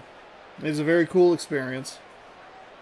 I think it was a very interesting juxtaposition going to Wrigley Field, and there is Batista absolutely demolishing that. That is a home run. Batista puts the Pirates on the board with one swing of the bat. It was very interesting going to Wrigley Field and going to Lambeau Field, just because Wrigley Field is kind of just like, hey, it's a baseball stadium. You're going to go in, you're going to go to the game, you're going to go home. Whereas with Lambeau, they've really made it a fan experience. So the comparisons were really, I found them very interesting. I like the Astros more. Are you excited about the pitcher? Gosh darn it. Who'd the Astros sign? The Astros signed a pitcher. Let's see. Astros pitching. I don't really want to look this up. Astros pitchers 2026. I don't need the pitching stat leaders. That's an out in foul territory. Where is it?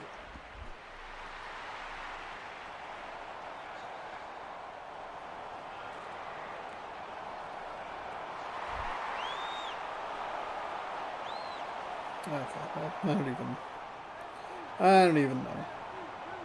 Oh, maybe he hasn't pitched yet.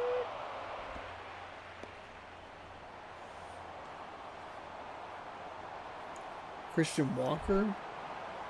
Yeah. Amai. Walk-off. I knew walk-off would be on it. Is it going to be walk-off or head researcher David? I know that 27-22 Astros. Best George Springer and Jose Altuve, my favorite Astros player.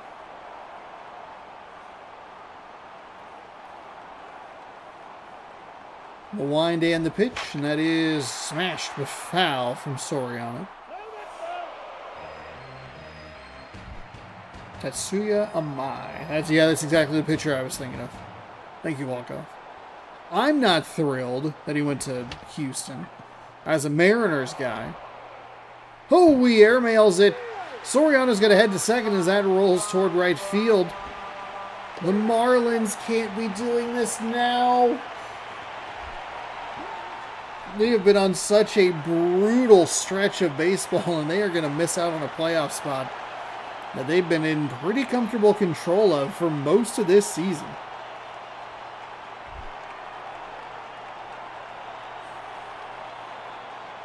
Greinke sets and fires. That is in for a strike to Olivo. Go Mariners.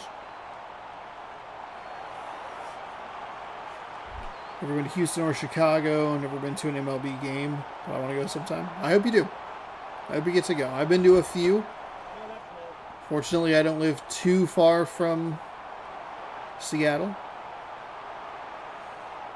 I mean, I live far from Seattle, but it's a train trip over there.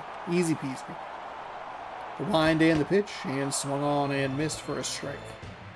Hoping to go to a Mariners game this year. I'd have to try and wiggle it because I know I want to go to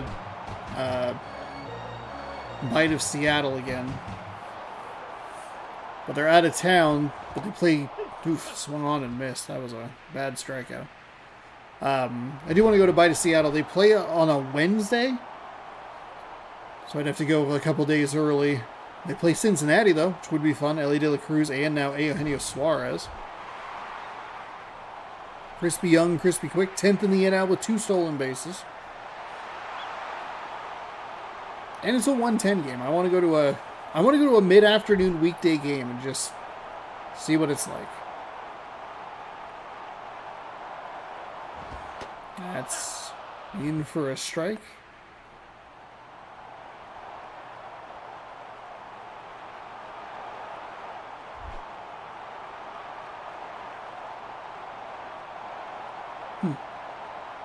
The wind and the pitch. That's outside for a ball.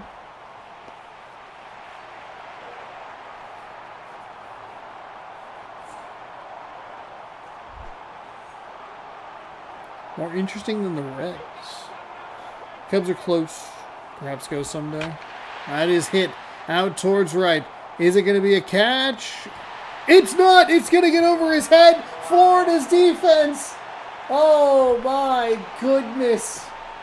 An error in the infield advances the runner to second, and he scores on a dropped ball in right field. Oh, Florida. Oh my goodness, that's in for a strike. I mean, hey, you give up the home run to Batista, no big deal. Like, you can deal with that. It's only a 1-run game. What you can't deal with is 2 defensive lapses that allow a run to score. Boy, oh boy. 2-0 Pittsburgh.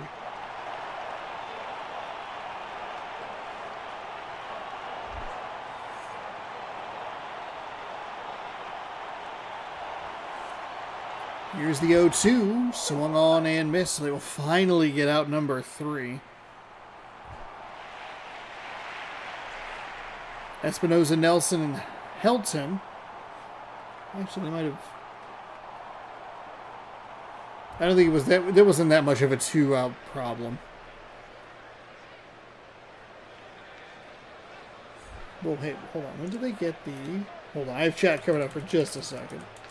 I will read it in a moment. There's a 2-out drop. I was only 1 out on the... It was only 1 out when they had the error. That's... I realized I was a little off there. That is outside for a ball. Don't really know any Marlins players, but I know Jose Fernandez, one of my favorites. That was one of the... Like D. Strange Gordon hit a home run for him after he passed away. 2-1. 2-0 Pittsburgh here in the top of the 3rd. That is low for a ball. Pirates looking to wrap this up. We're going to stay in the National League, and I think we're actually going to watch Houston, so if you're a Houston fan, stick around. Padres at the Astros. This one's going to be lifted out towards center field. Center fielder comes in. It's Crispy Young, Crispy Quick. Crispy catching that ball.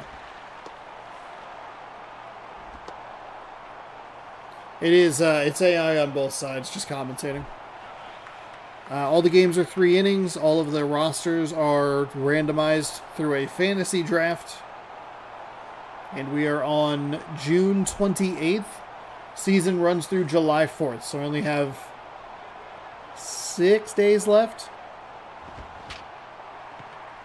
Ooh, that's going to get into no man's land. Excellent diving effort there.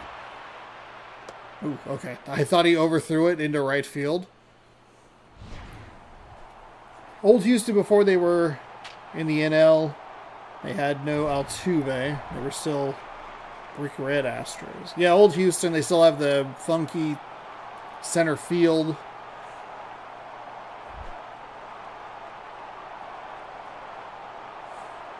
In a 6-team NL Central, while the AL West has 4.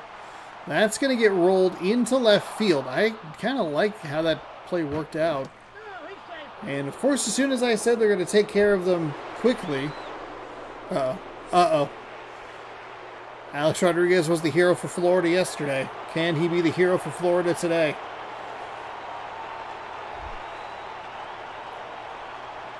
Two-0.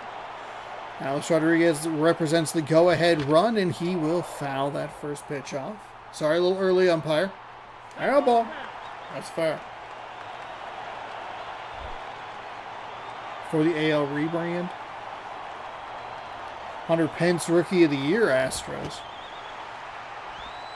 A-Rod is one of my favorite players. He's not mine. Not one of mine.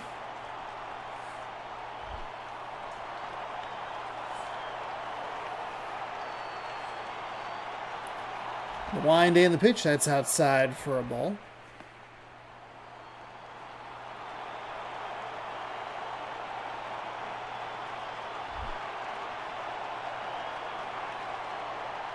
They had that dumb pole in center field. That's outside for a ball. That little picture of A-Rod with his teeth looks so funny to me. I've never paid attention to it.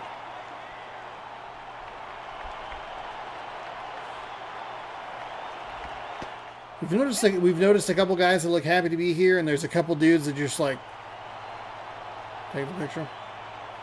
Just take the picture. Just Dan Ugla. Here's the wind and the pitch to Alex Rodriguez. Foul up the first base line. Latos got to find something here. It's a full count, 1 out. Are we looking for something low in the zone to try and roll the 2 ball? And we're going to get the strikeout. Strikeout on Alex Rodriguez. That's the guy you want up to the plate for the Marlins.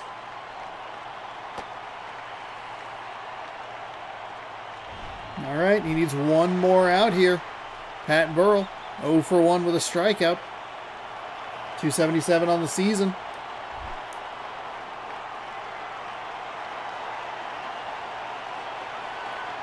The wind and the pitch, and that is Ooh, it's off the wall. They are going to score the tying run, though.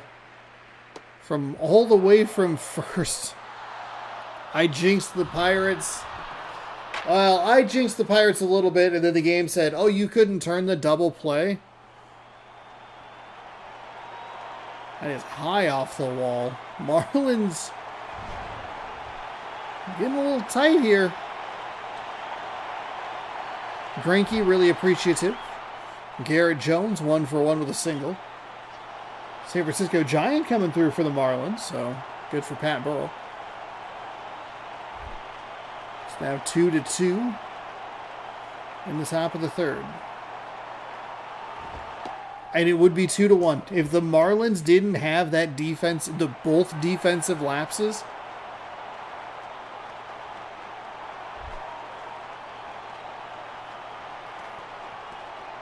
We had 2-1 Florida lead instead of a 2-2 tie. That's a strike at the knees.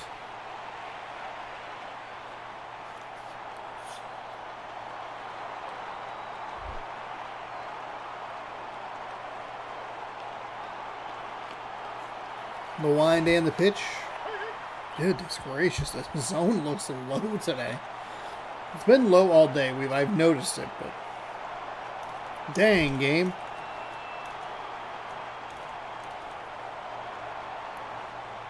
The 1-2 inside for a ball.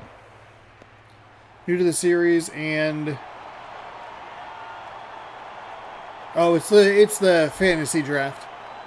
CPU did a fantasy draft, so all the players go into a pool, and that's in the dirt. Go ahead, run at second. Latos got to find the zone here, or the expanded zone that the umpire's been giving you.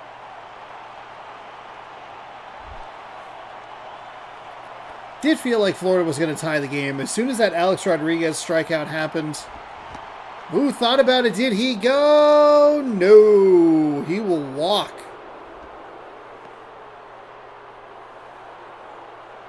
So 2 on, 2 outs. Latos having trouble finding the zone. Cannot get this third out. Ooh, they're heading to the bullpen. They're bringing in a lefty. It's Joe Beimel. 23 games, 4-2 record, 3 saves, a 6.75 ERA, 18.2 innings pitched, 11 walks, and 5 strikeouts.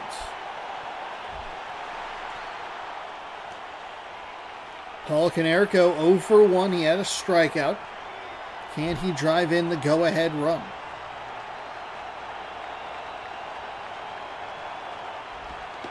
That is in for a strike at the knees. That's right where Latos needed to put it that last at-bat. He put it there a couple of times, but just couldn't induce the swing. He did actually get the check swing on the payoff pitch. That's way outside for a ball. Not as bad of a pitch as you might think it is, just because Konerko did go for one way outside. It's always interesting when they bring in the lefty to face a righty. The wind of the pitch, and Konerko is going to drop in for a hit. They will hold the runners. Okay, bases loaded. Marlins not super aggressive on the base paths there.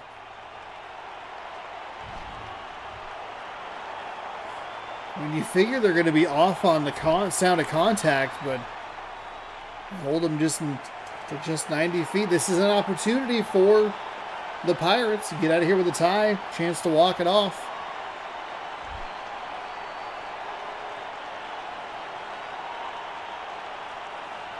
Here's the wind of the pitch from the lefty in for a strike. Gets that inside part of the zone.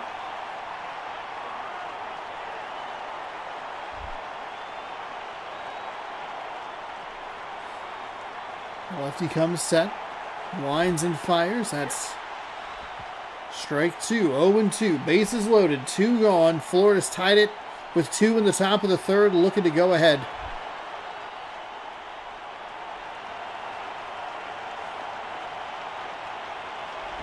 Wind of the pitch way upstairs. Good patience, good eye. MLB is my favorite sport, but I understand it the least.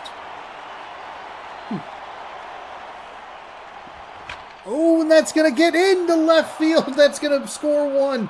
They'll send the runner around third. The throw in from left is not in time. Safe.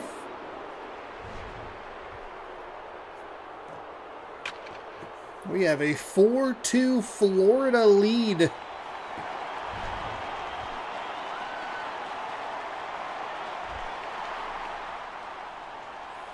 Four runs of 2-out damage here.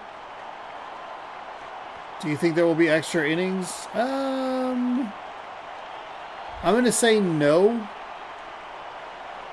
Pittsburgh's offense can be explosive, but that's on the outside. They were gifted a run. They only had the one good Batista swing so far. Other than that, it was the error that got the runner to second and the drop ball in right field that gave them run number 2. Here's the wind and the pitch. It's in for a strike. Batter does not like it. I love that animation, like stunned, like a stunned turn. Like, no. It's a helmet tap. What are we doing? 1-1. Lefty winds and fires. That one's upstairs. Good patience there, especially after a bad strike call. Don't want to get too aggressive. It's a 2-1 count. Only 3 innings. That's true.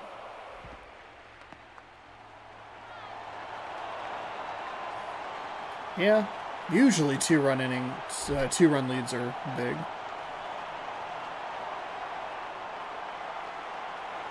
Here's the wind and the pitch. Swung on and missed by the Marlins batter. So it'll be a full count here. Runner in scoring position. Florida scored 4 runs here in the top of the third. They are going to put, obviously, the runners in motion. That is going to score run number 5. It'll be 5-2, and they just cannot get out of this inning. 5 runs of 2-out damage. Seconds. Whew. They brought in the lefty, and he is just getting knocked around.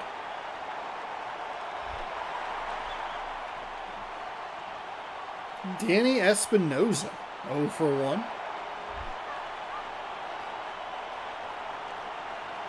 Hopefully the game will give signifiers as to when the teams have clinched their spots. How? There's no way. There's no way that was a strike. We're watching the replay. Okay, maybe it was. It was maybe more of a strike than I realized. That's a ball. That's a good ball.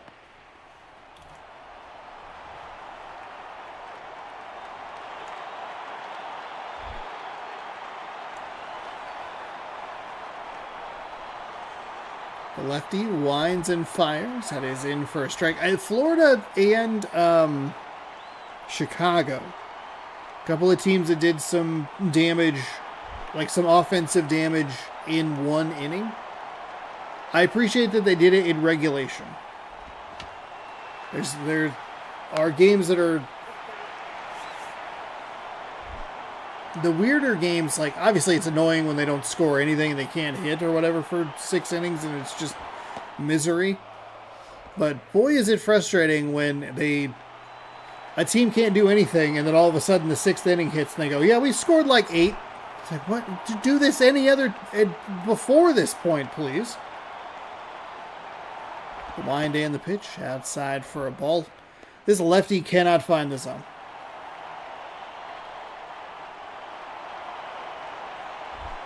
Three and two. 2 on, 2 out. The wind and the pitch. Runners in motion. Louise, the runners are in motion. They're going to load the bases. Do they go to the bullpen? No. Okay, well, I guess at least this makes sense. Lefty-lefty. Well, was that a lefty-lefty matchup? No, it was a lefty-righty matchup. Okay. Lefty-lefty matchup here. The wind and the pitch, and that is in for a strike. I thought that was going to be ball number 1, but obviously I'd be very wrong.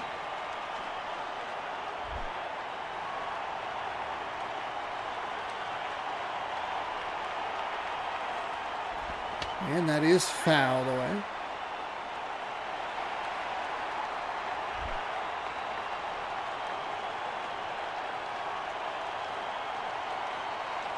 Lefty winds and fires. Oh my goodness. That's the strikeout that ended the inning? Holy moly. Florida scores 5 to take a 3-run lead. We're going to the top of the order for Pittsburgh. Markakis, Rodriguez, and Cano coming up. Nick Markakis is 0 for 1. I mean, Batista's 1 for 1 with a solo home run. If they could try and get him to the plate, they can get there with the bases loaded or score a run or two. He could prove to be the tying or winning run. That's going to get lifted out to left. Is it going to be? It's going to be down for an automatic double. Okay. Interesting start for the Pirates here. Nick Markakis getting things started off, putting a runner in scoring position immediately. Ivan Rodriguez batting over 300.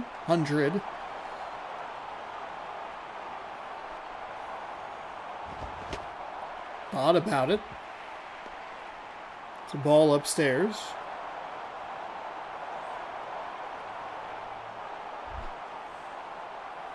I mean, I would definitely say no on extras.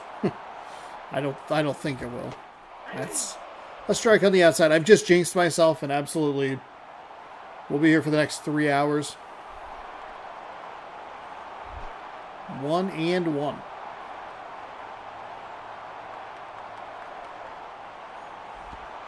That is outside for a ball.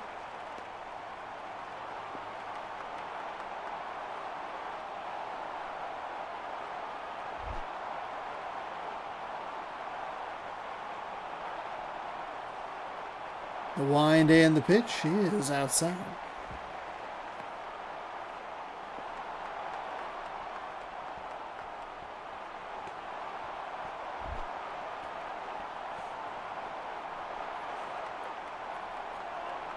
Pitcher winds and fires. It's ball 4. Okay, 2 on, nobody out. It's Robinson Cano, and then it's Jose Batista. Cano is 0 for 1 with a strikeout. He's batting over 400 this season. That is ridiculous.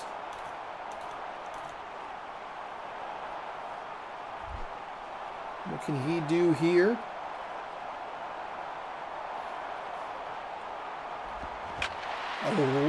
Oh my goodness. That swing got me all rattled. Oh boy. Gonna be a big old home run. The wind and the pitch is fouled away. Fouls to either side.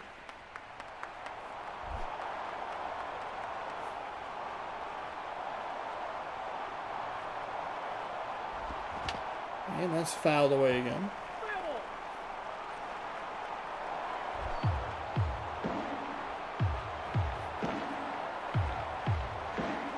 Oh, and 2, the wind, the pitch, and foul away. Fouled away. Fouled. 4 pitches, 4 swings, 4 foul balls to Cano. 0-2. 2 on, nobody out. 5-2 Florida. And fouled again. 5 straight foul balls.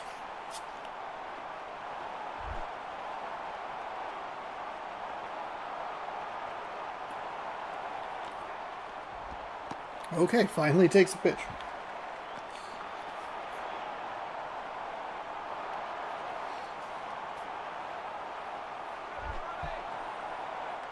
One and 2. That's upstairs for a ball.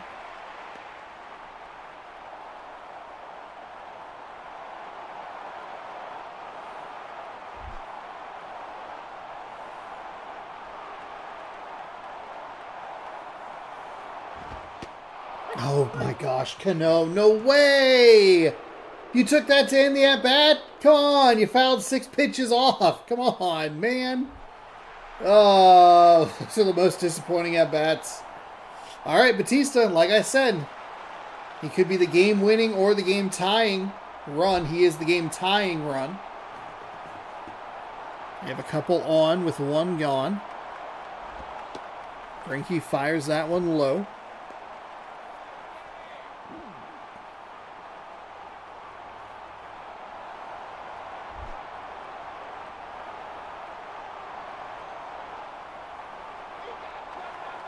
The wind and the pitch in for a strike. 1-1.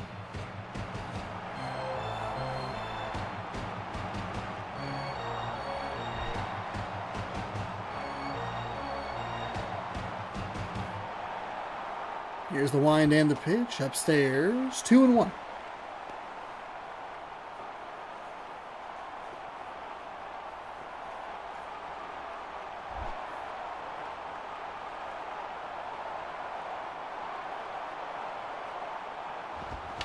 And, hey, he's going to knock in nothing. They're going to hold him at third. I forgot they were at first and second. Okay, there's 1 out. The bases are loaded.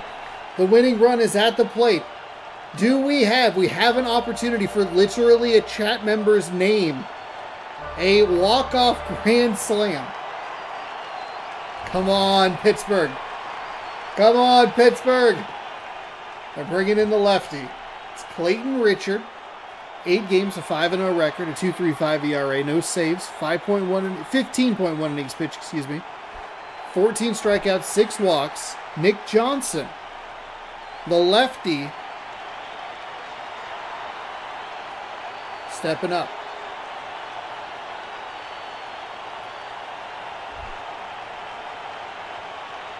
Here we go. Lefty v. lefty. The wind and the pitch, it is. Swung on and missed. Big swing. Anything but the inning-ending double play.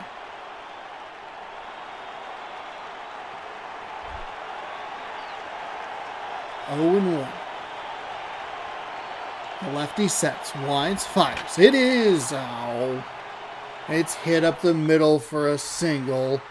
It scores 2 runs. That's not a walk-off grand slam at all. But he does a nice job to get a piece of contact on the ball. And puts the winning run at first base. Alfonso Soriano had a chance for a walk-off grand salami in the Braves game too. Yeah, We're 0 for 2. I did not think we would see another opportunity the rest of this season. Soriano takes a ball low. I was kind of wondering. I thought it was a good righty coming up after him. So it's a good job by that lefty to get on base. 5-4. Been a fun one here in Pittsburgh. One gone. Don't call a strike on the outside. Not a great check swing, but it is what it is.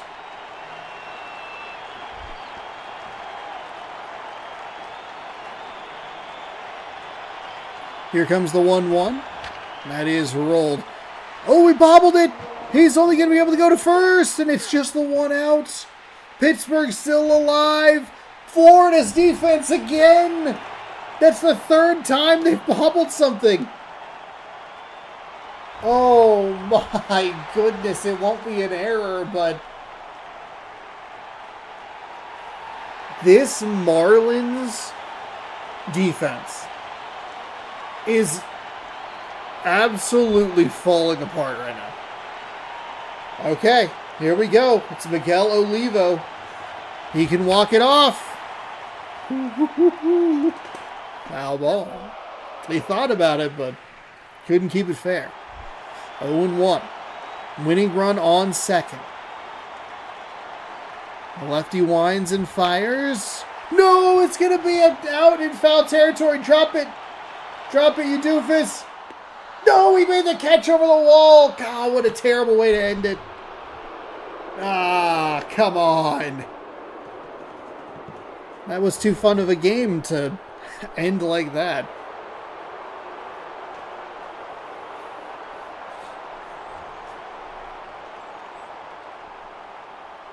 Florida, though, 5 runs of 2-out damage in the top of the 3rd.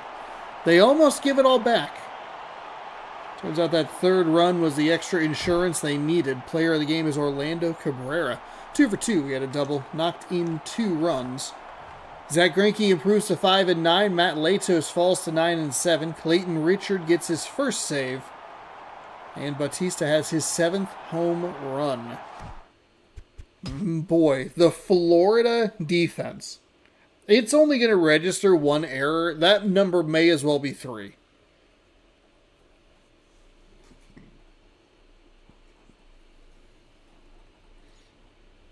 Whew, 5-4 the final. Florida stays alive. Actually, we'll take a quick peek at it because we have 2 teams that are vying for that wild card spot as well.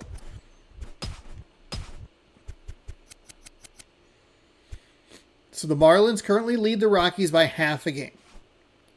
The Mets are half a game back as well. Padres and Astros 1 and 2 games back, respectively.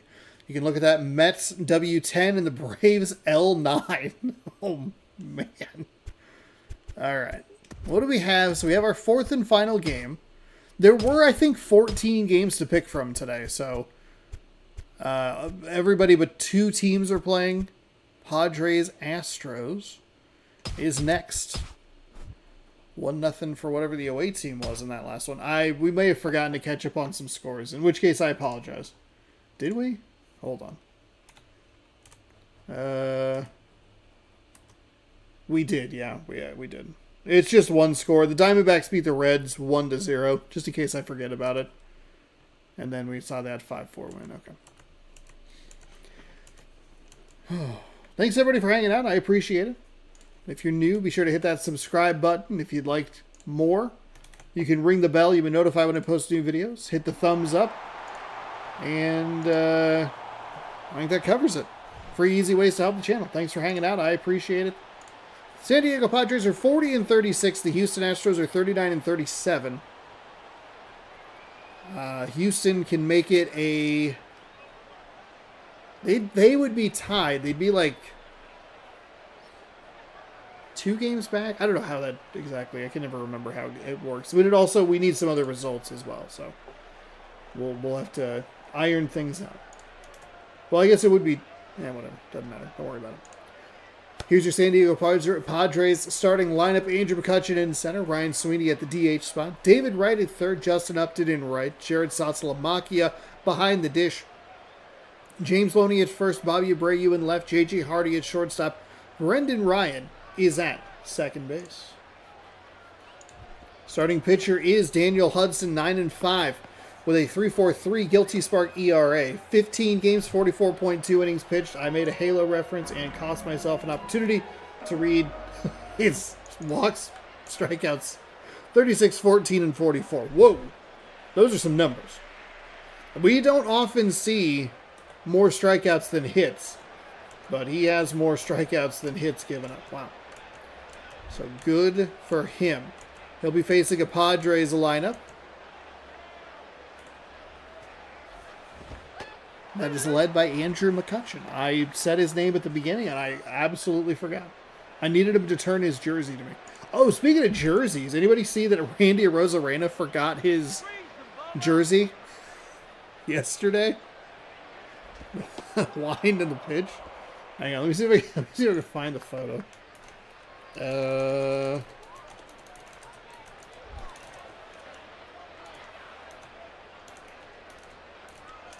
That's not how you spell his last name.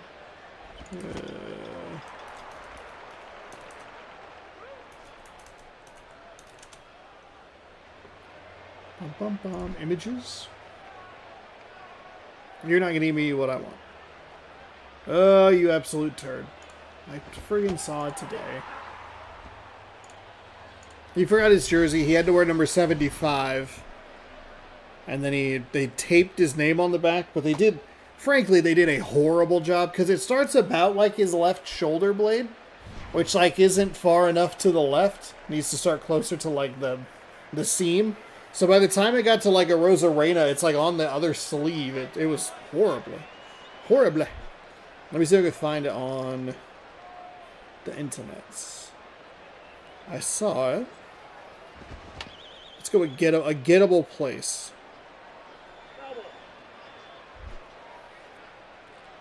Let's see. That's foul away. Randy. That's out in left. Randy Arozarena. Arozarena.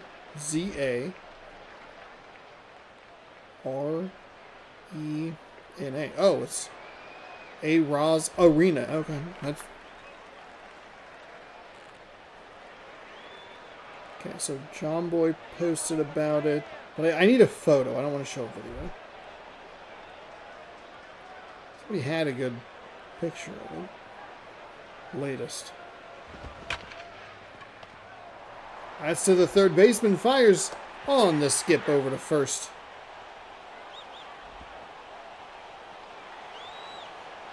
Yeah, they had to like tape it on. Okay, you're just not going to give me any of the... You're not going to give me any of the photos. Okay, never mind. Sean Figgins leads off for the Houston Astros at third base.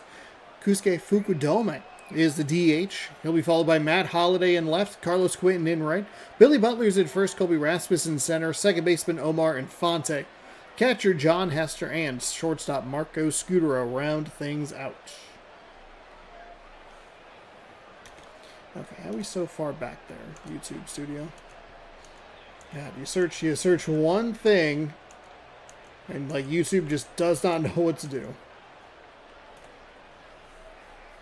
Starting pitcher, Carlos Zambrano, 8-6, a 4.61 ERA, 15 games with 41 innings pitched, 43, 23, 27 hits, walks, and strikeouts. Don't really love that strikeout to walk ratio is pretty even. Especially when you add in the 43. That's 66. Well over a 1 whip. Figgins gets things let off as we get ready for the bottom of the first inning.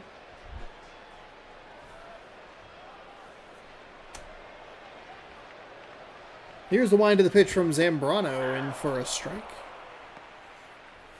I think you could argue that both of these teams now wear better uniforms than they did back in 2011. The Padres brown and yellow looks a lot nicer, and the Astros getting away from... Though these aren't terrible. That's hit right back up the middle. to first base.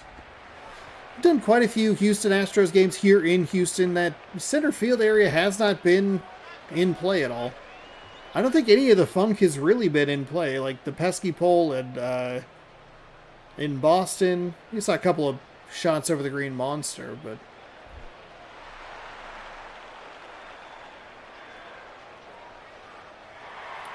Kosuke Fukudome stepping in.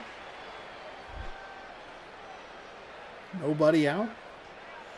Get the leadoff batter aboard. The wind and the pitch, and that is going to be to second. They will just get the one, so it's at least a productive out to move him to second. I don't think that's what you want exactly, but if you're going to take a grounder like that, at least just get one instead of the double play. Matt Holliday is up for the Astros.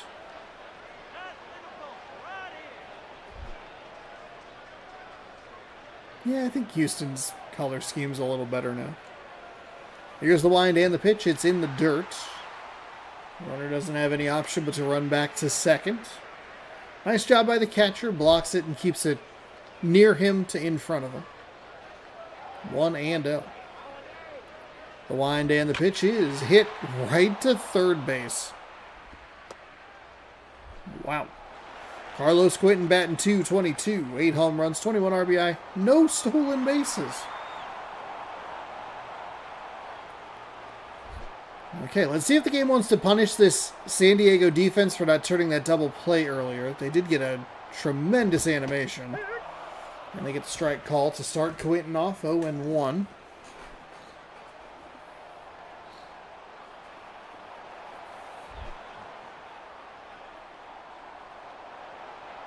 Two gone with a go-ahead run in scoring position. That's a little dramatic considering it's just the bottom of the first inning, but you get it.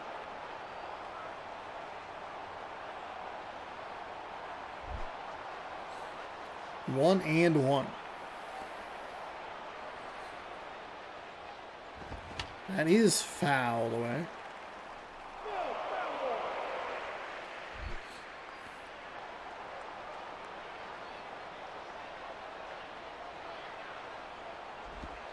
That is low for a ball.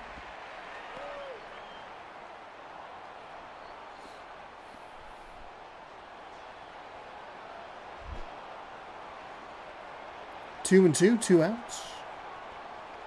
Zambrano ready, winds, fires, and that is going to be lifted. Carlos Quentin going to pop that sky high just in front of home plate. The game does not punish San Diego for not being able to turn that double play. It'll be 0-0 as we head to the top of the second. Upton, Saltalamacchia, and Loney coming to the plate. Upton second on the Diamondbacks for the Padres in stolen bases.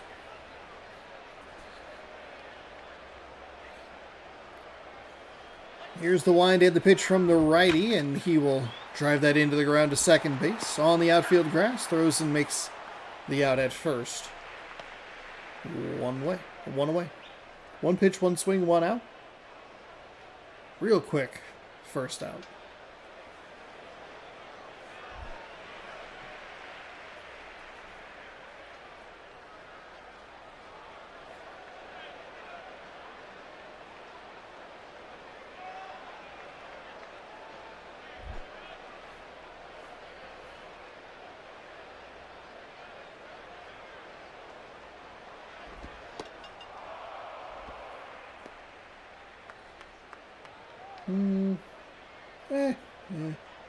Maybe not. Maybe they're not that great. Oh, they're wearing those new City Connects, huh? Those Stros. Those are ugly. I know it harkens back to like the old style, but I hate that they just cut one letter off. Like, we're the Stros. Like, you're the Astros. It's one letter. In for a strike.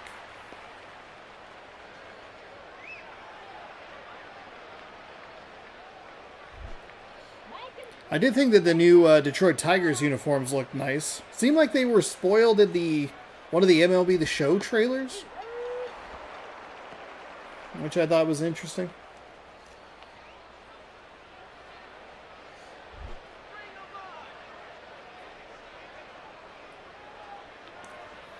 2-2. This is going to be lifted out towards left.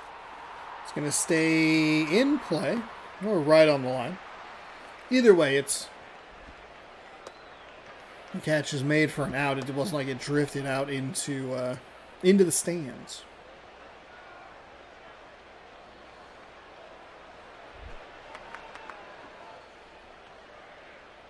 Wonder what Seattle will do when they switch up their City Connects.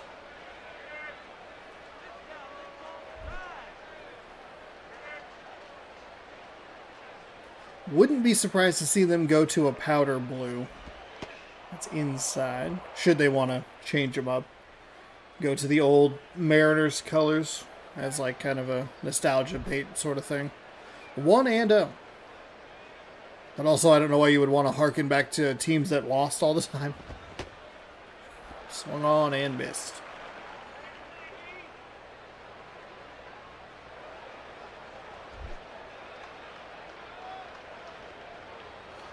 Though they could use the Seattle Steelheads as a City Connect.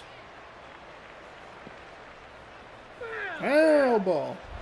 They will be wearing those on Sundays. Those look nice. There's the wind and the pitch. It is a ball. Okay.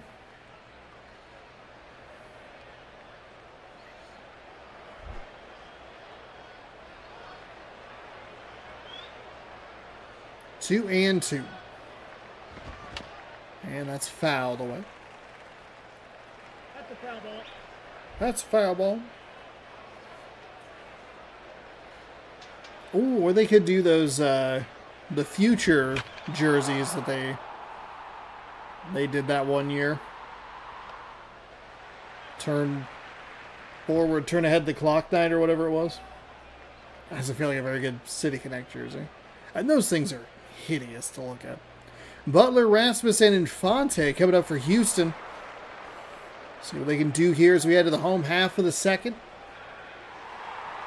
Especially after coming off of a pretty exciting third inning of the previous game. This one is off to a bit of a slow start. Houston does have the lone hit, and they will get hit number 2 right there. It'll be a single to lead off the second. One pitch, one swing, one single.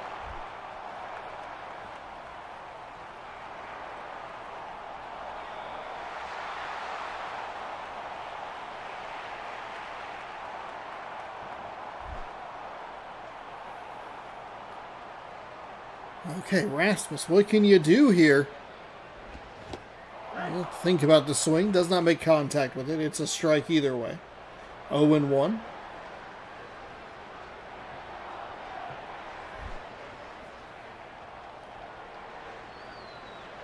If you're Houston, do you put that runner in motion? Thought about it, but did not. Again, didn't matter. It's a strike on the outside. 0-2.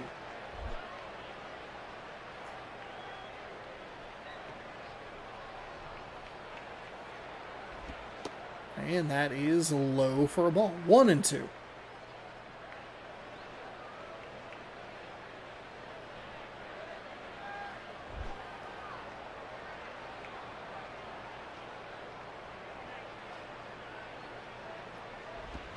And that's lifted out to right.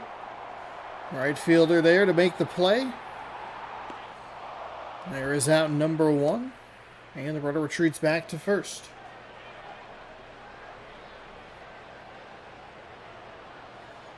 Upton out there making that catch. Omar Infante stepping up.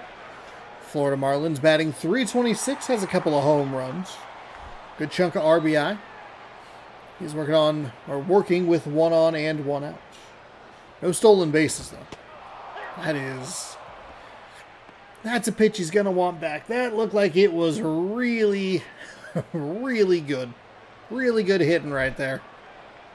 0-1. Here's the wind and the pitch. It is low for a ball.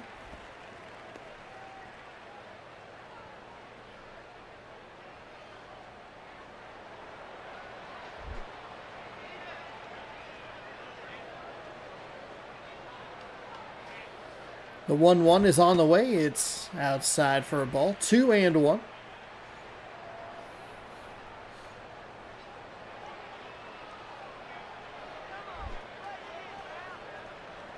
Base hit now. Why don't you get one of them there base hits?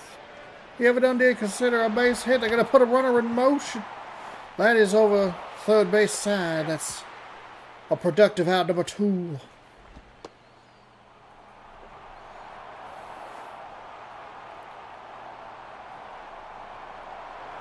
Well, they hit and run kind of worked. John Hester working with a .210 average and a runner in scoring position, trying to take the lead late here. 2 outs in the bottom of the second.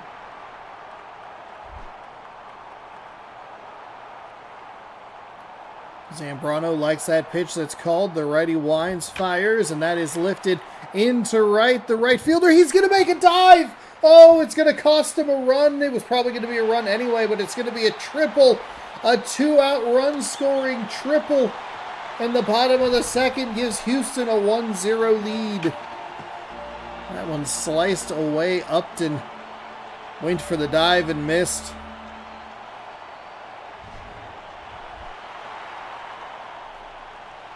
Marco Scutaro batting .270. Can Scutaro pick up an insurance run, make it 2-0? He'll take a ball. 1-0.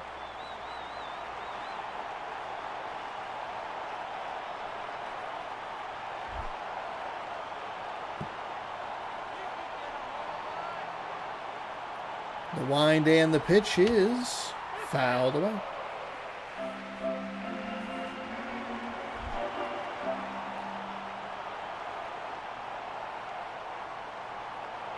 Sets, winds, and fires. That is lifted. That's out to right field. I don't know why he slid into home.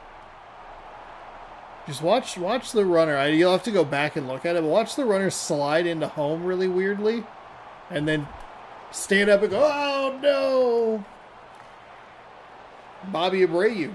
He's batting .242.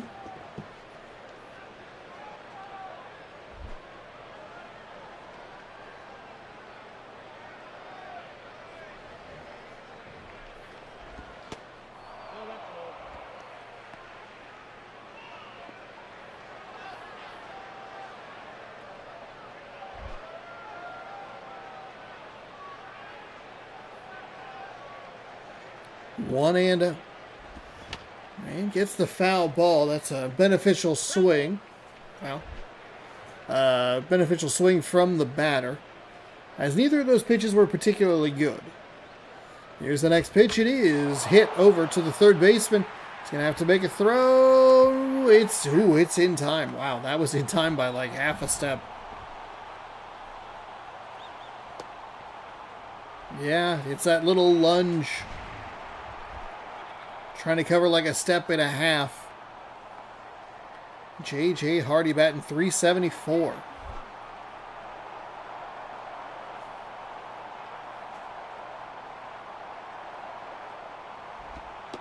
And that's in for a strike on the outside edge.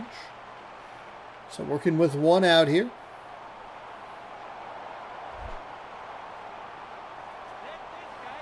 Catch up on scores and a couple of standings updates, and we're done here.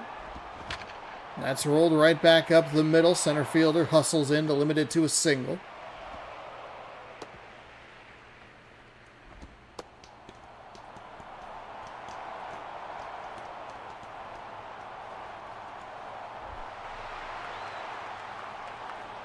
Brendan Ryan. He's batting .364.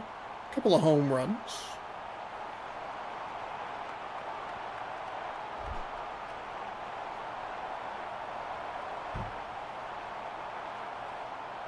The wind and the pitch is upstairs for a ball.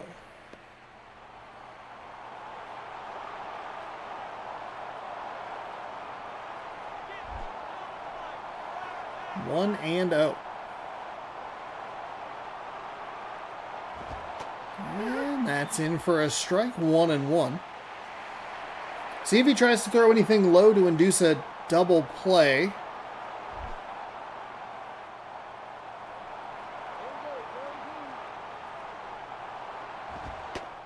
is inside for a ball.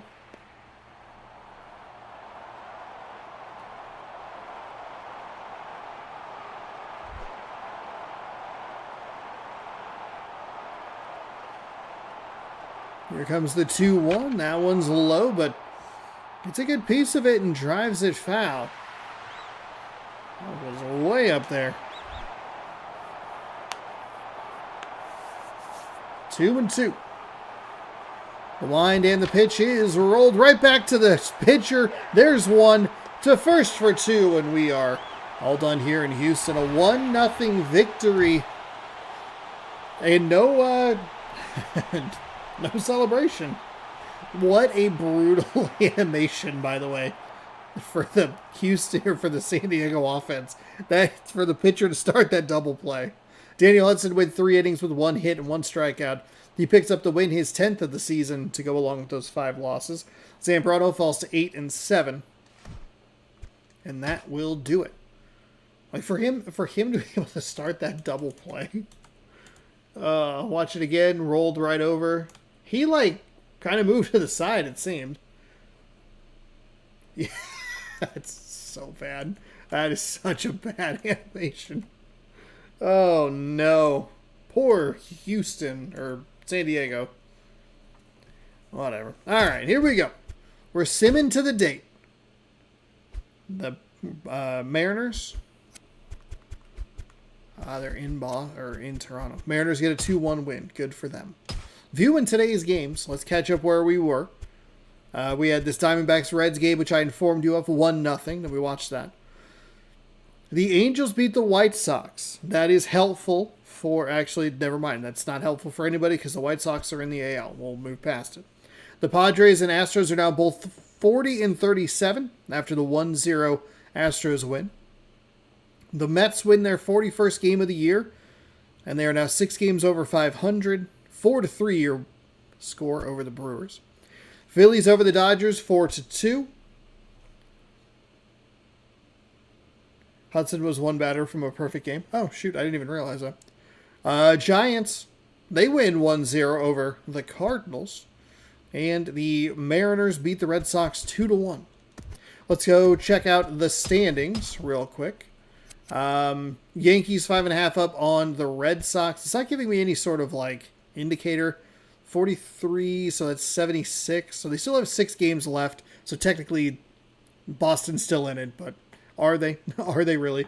So we might have the Yankees and the Phillies might be win and clinch over the next couple of days. Royals are up 3 games on the White Sox. Unfortunately for the White Sox, they lost as well. Boy, Twins only team that won. Mariners are up by 4 games on the Athletics. Okay. The wild card is tied between the White Sox and the Athletics, as it has been for a little bit. Those teams have been kind of trading the 1-2 for a little bit now. Red Sox 2.5 back, but they're under 500, so ish. In the National League, Phillies, they're up over the Marlins by 6 games. That should be it. Is that 78 games? No, 76. So they still have 6. Phillies, I think, again, win and clinch. Pirates over the Astros by 3.5. The L4 is making this interesting for the Pirates. And the Astros with a W2. It could get tight. That could be fun to watch down the stretch.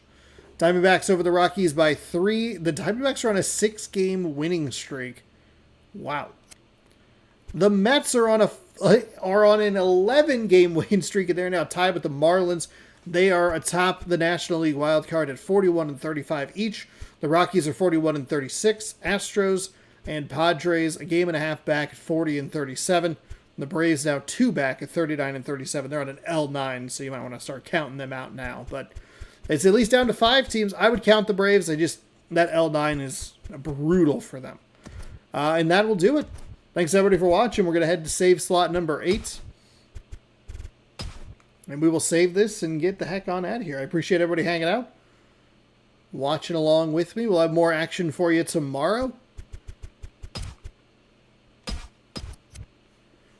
And that'll do it. Don't forget to subscribe if you haven't already. Hit that Hit the video with a like if you enjoyed it. You can ring the bell. You'll be notified when I post new videos tomorrow, 6 p.m. Pacific time, right here on the channel as always. Thanks again for watching and hanging out. Hope you enjoyed.